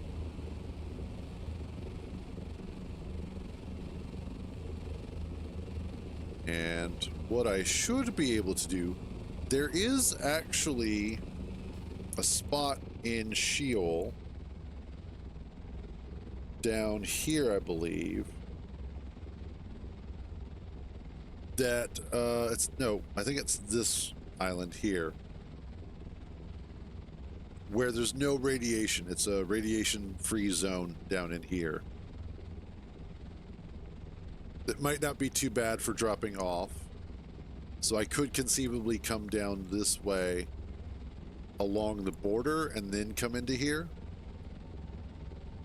There's also some areas down here where there's no, like all of this radiation free. So typically what we would do from this direction is come through these hills here until we hit about, well, I like to use that one because it's kind of a nice sort of flat way to go. And then just drive the buggy out to there.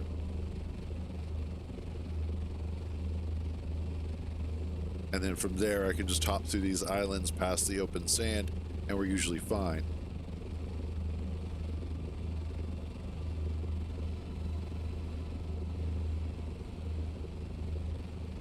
But it's also in finding a location that the worm isn't going to try and attack to drop off at. And actually over here really wouldn't be too bad, because then I can just drop off the carrier here as well. And I think we should be fine.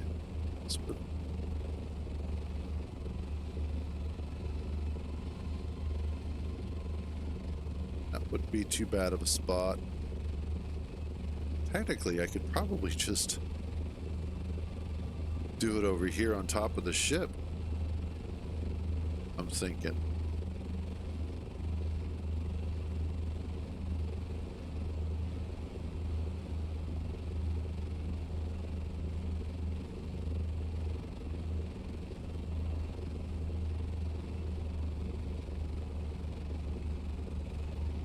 Of course, the only other area that I know of in here that is radiation free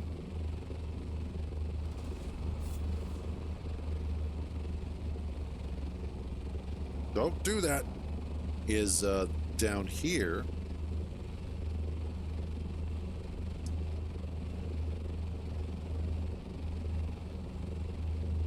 Where I can just go ahead, drop this off. Weather alert. A large sandstorm is approaching. Okay, cool. So the Coriolis storm is going to start hitting in an hour. I was about to say, there better not be any storms hitting, because we have those turned off.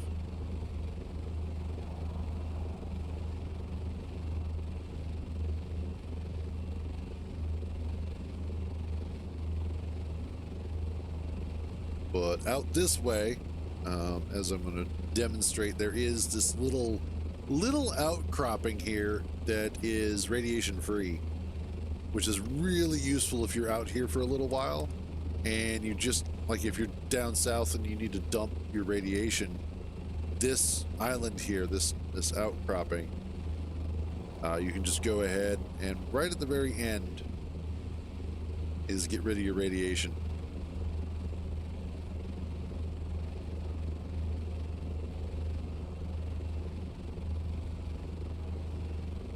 So right in here.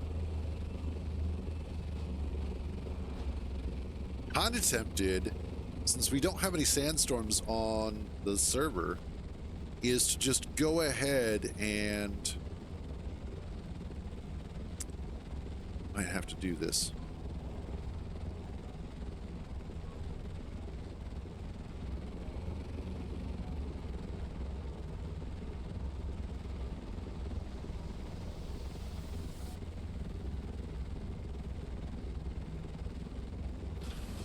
There we go.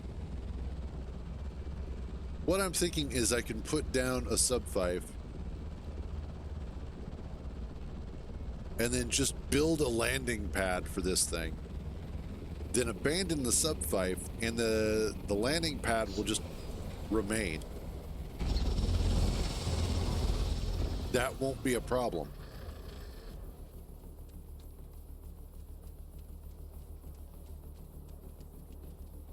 I might just have to do that.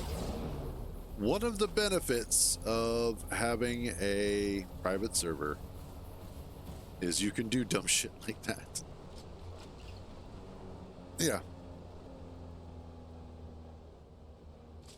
So let's grab some salvaged metal. See if we can find some stone real quick. And then just make a quick and dirty landing pad. Actually, it looks like there's some stone right up here. Yep, perfect.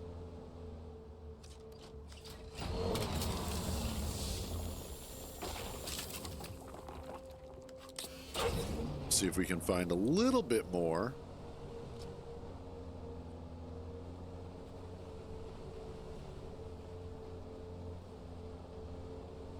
Like I said, plenty of basalt.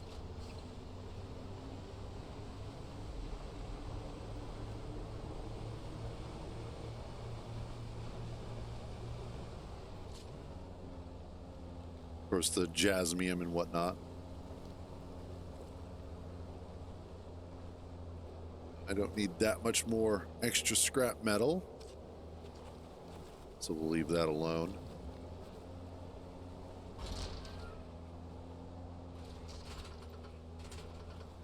Good place to hang out if you need some cover from a regular sandstorm.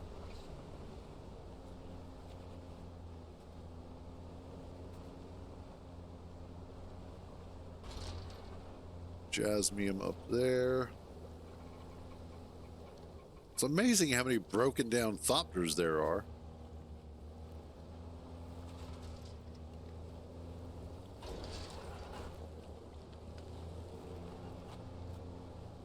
Not seeing any extra stone.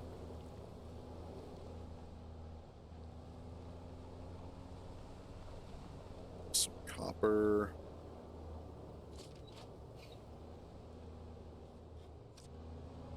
Okay. Well, we'll head back and we'll just work with what we have. Not a big deal.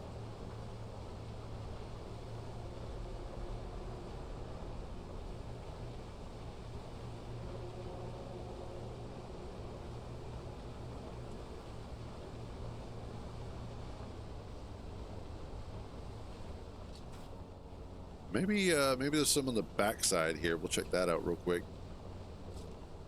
Copper.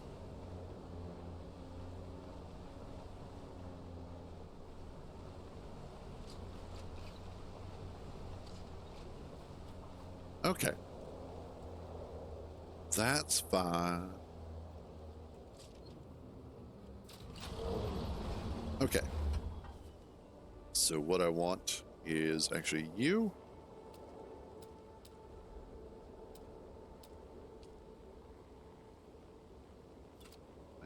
Need a little bit of...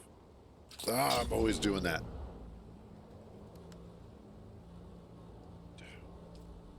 Split. Yep, it'll be perfect.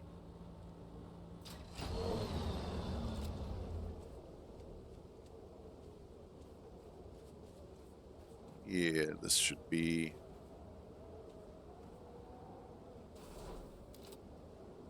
Go. Yeah, that's fine.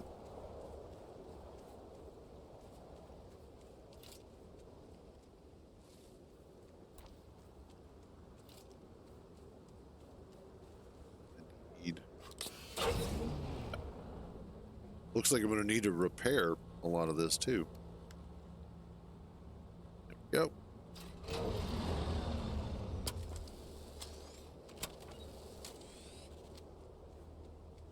Need to repair my repair gun.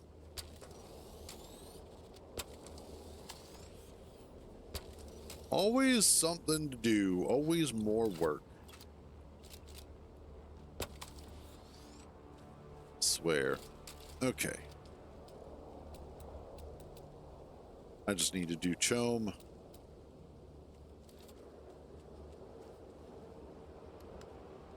Drop off. You, pick you up. Okay. Structural.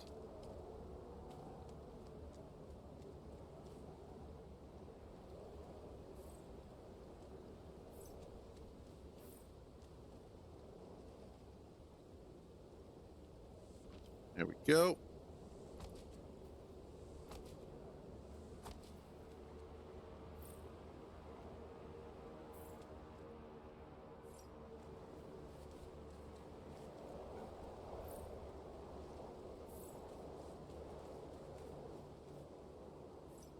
Put that there and there. Again, I don't have to do anything super awesome with this. It's literally just going to be a landing pad, and that's it. That's all it is. Just a big flat surface that I can drop the carrier down on, and then I can abandon the sub 5. And because we don't have sandstorms enabled, I don't have to worry about it disappearing.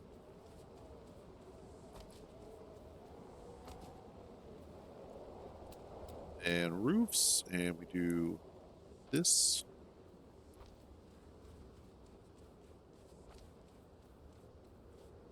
Might have to go grab a little bit more stone. We'll see here in a second. I should be good otherwise.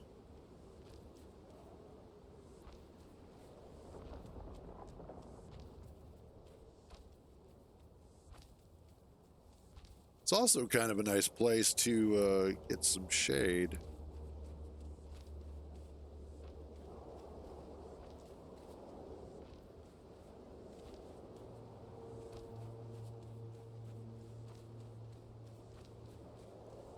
And we'll just get this in here like so.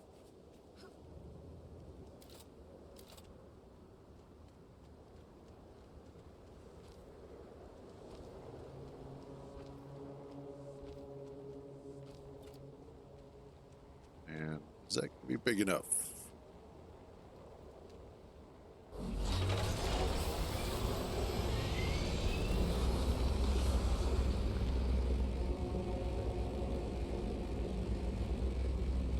Yep. Perfect.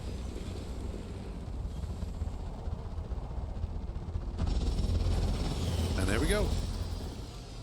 There goes our landing platform. Now, we come in here. And abandoned base. Base abandoned. And yet, it's still here. So, now we've got a little landing pad out here. It's nice and safe. We can also go ahead and get some shade while we're out here. It's all awesome. I'm going to take and drop that. And then I will, because I don't need it. All right. Let's go grab our jasmium. Although honestly, I'm kind of, you know what? Screw it. We don't need jasmium as much.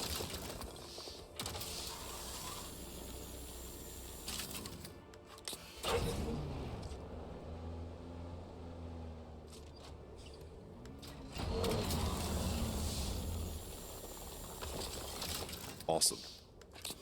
And I also want to go check out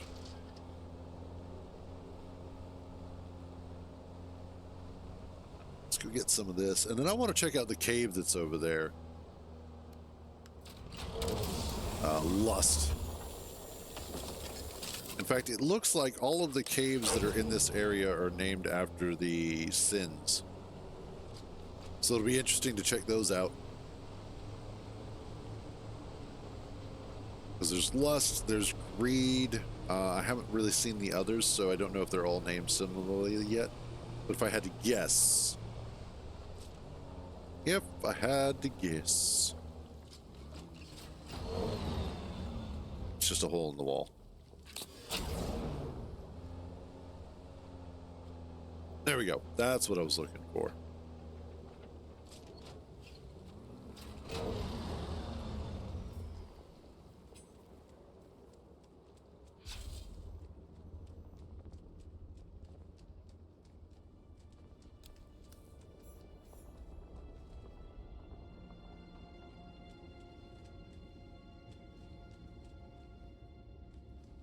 something down here.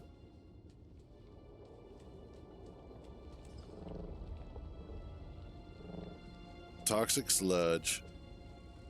My favorite.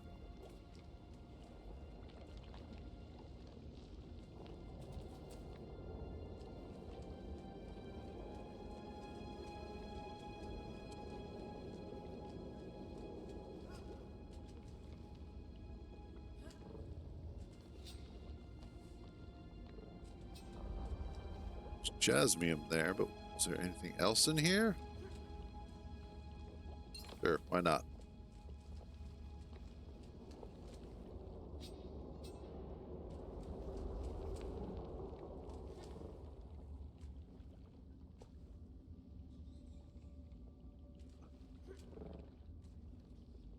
Oh, okay. I think these might be part of a quest. I could be a little bit wrong. Okay.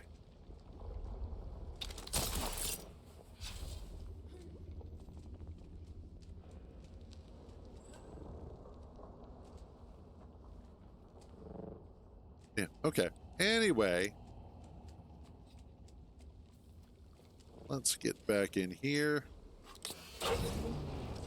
Grab some more of this stuff. A little bit of everything. We'll just grab stuff as we go. Specifically jasmium and the salt.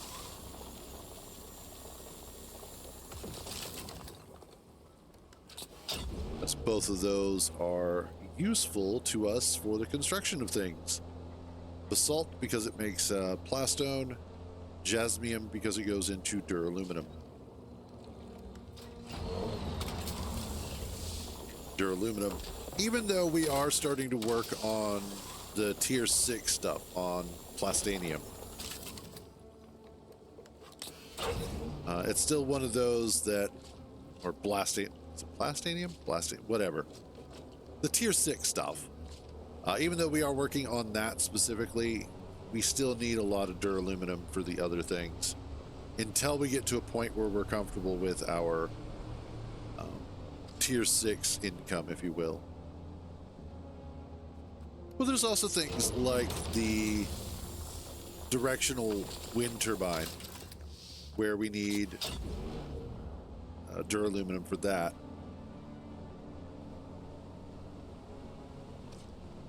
So we're not completely leaving it behind.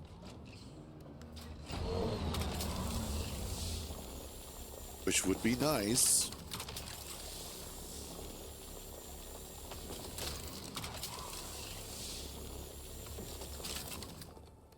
There we go.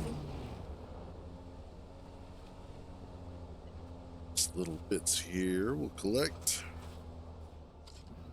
Now, if you ever find yourself in a radiation zone and you need to know how much radiation you actually have, based off of, like radiation and then radiation limit, just tap or hold T and it'll bring up this status screen and that'll show you what your radiation currently is. So in this case, we are at almost 50,000 rads out of 150,000. So that'll let you know. And then if you want to make sure that you have additional radiation protection outside of just your suit, you can also go into up here in the northwest into Odom and look for agave seeds or agave plants to get agave seeds. And you can turn those into iodine, which will help with radiation. It reduces the amount of radiation that you actually take, which is super useful.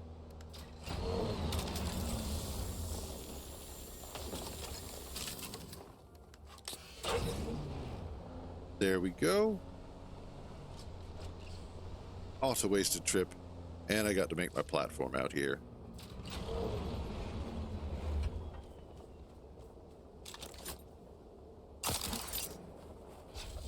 And there we go.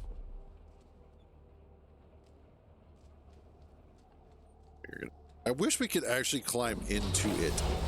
That would be cool.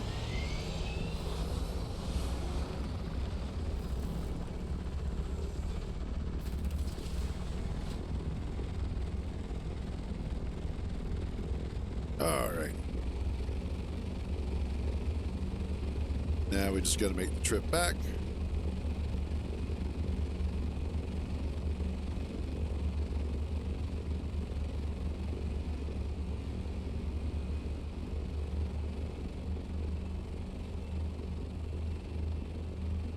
Which will be nice and uneventful.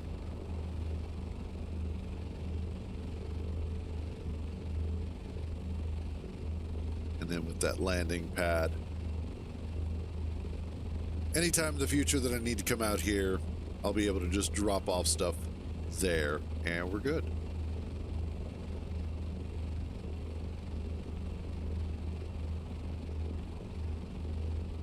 Of course, this does take a little while. But it's still faster than driving out here. And it's 1,000% safer. That's one of the biggest issues, is making some of the crossings. So like, if I was coming from this direction, which is what we used to do, there's this large gap here where worms are an issue. Then across this gap here, heading east, another issue with worms. So 2 large gaps, one of which is entirely uphill on the way back. Oh, hey, crash ship. Might have to come back for that. The only thing that I have to worry about if I'm coming from this direction is this part across here. Can be kind of painful if I'm not careful. So there are a couple of pain points. This just makes it a little bit easier. Makes life much, much easier. And then we were also playing around with this in the deep desert, and being able to carry your buggy out to the location where you're going to mine titanium or stravidium and then carry it back, super, super useful.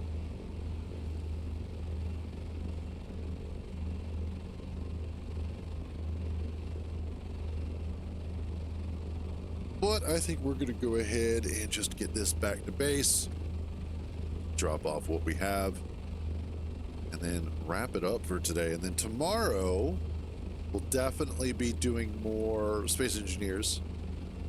That way we can go ahead, and what I might do is tonight just go ahead and drill out that vehicle bay and go from there. So that way we're not spending another day just drilling into the wall. Just spend some time drilling and whatnot, and get it prepped for tomorrow.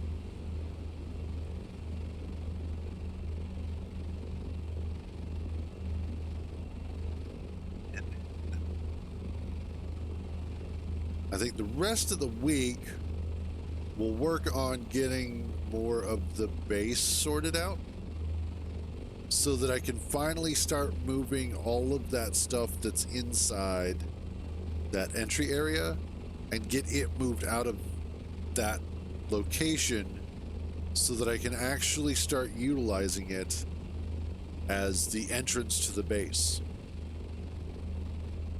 Because I would at some point like to do a rover, if not just for giggles, also for something useful, so that I could probably use like puncture, for instance, to work in conjunction with the rover.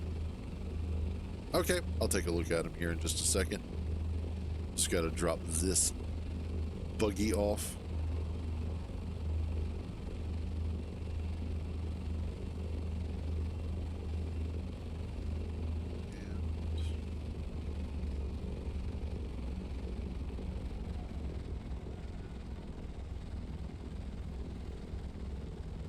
Down she goes. There we go.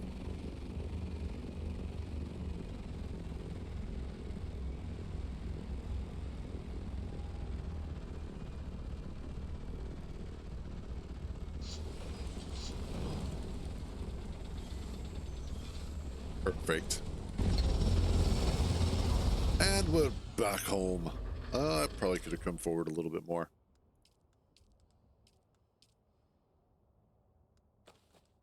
Awesome. Let's go collect our buggy.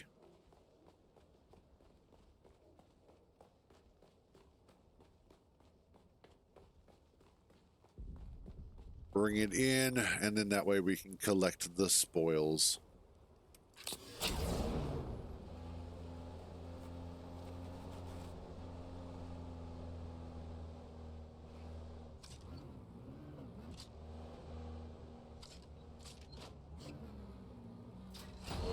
There we are.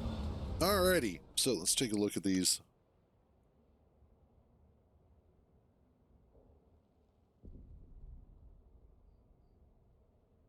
Okay.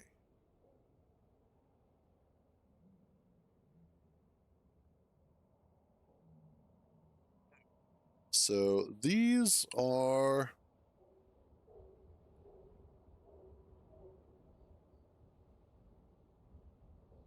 This is the hole that Dots is working with here.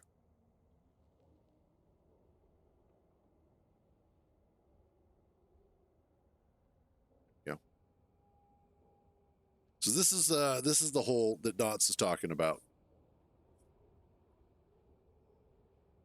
That is a sizable hole.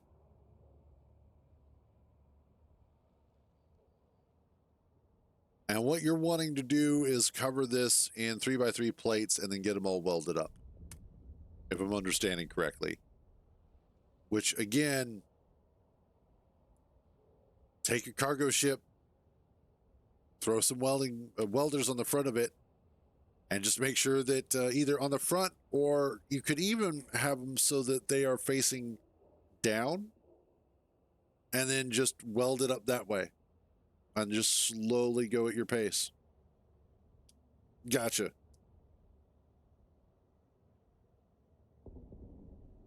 So, and then the other one here is this one. Yeah. Just weld things up as you go. The other alternative is to use something like camp. So that way you can use camp to just automatically weld stuff up for you, as opposed to making a ship that does all the welding. So you've got options. But that's probably, those two are probably going to be your best ways to go, is just to make a cargo ship with welders. But looking good. Definitely looks like an interesting base. Giant as hell. That looks like that drill took a long time to get through all that.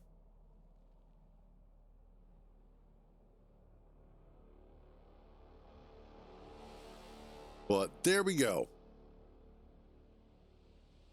And we're going to go ahead and wrap this up for today. Been kind of a fun day so far. We've had some interesting conversations like we usually do. You guys are awesome for that. Got some, yep, sounds about right. But we've had a lot of fun here. Tomorrow we'll be back with more Space Engineers in the morning, and then probably Dune in the afternoon, or at least, later in the stream, because we should be done with the Coriolis storm by then, and we can go ahead and start working on our new bases. Other than that, though, that is going to be it for today. As always, thank you all for joining me on these misadventures. So glad to have you guys along for the ride. You all have a wonderful day. Stay out of trouble. And remember, if you get caught, I don't know you. I will catch you guys tomorrow.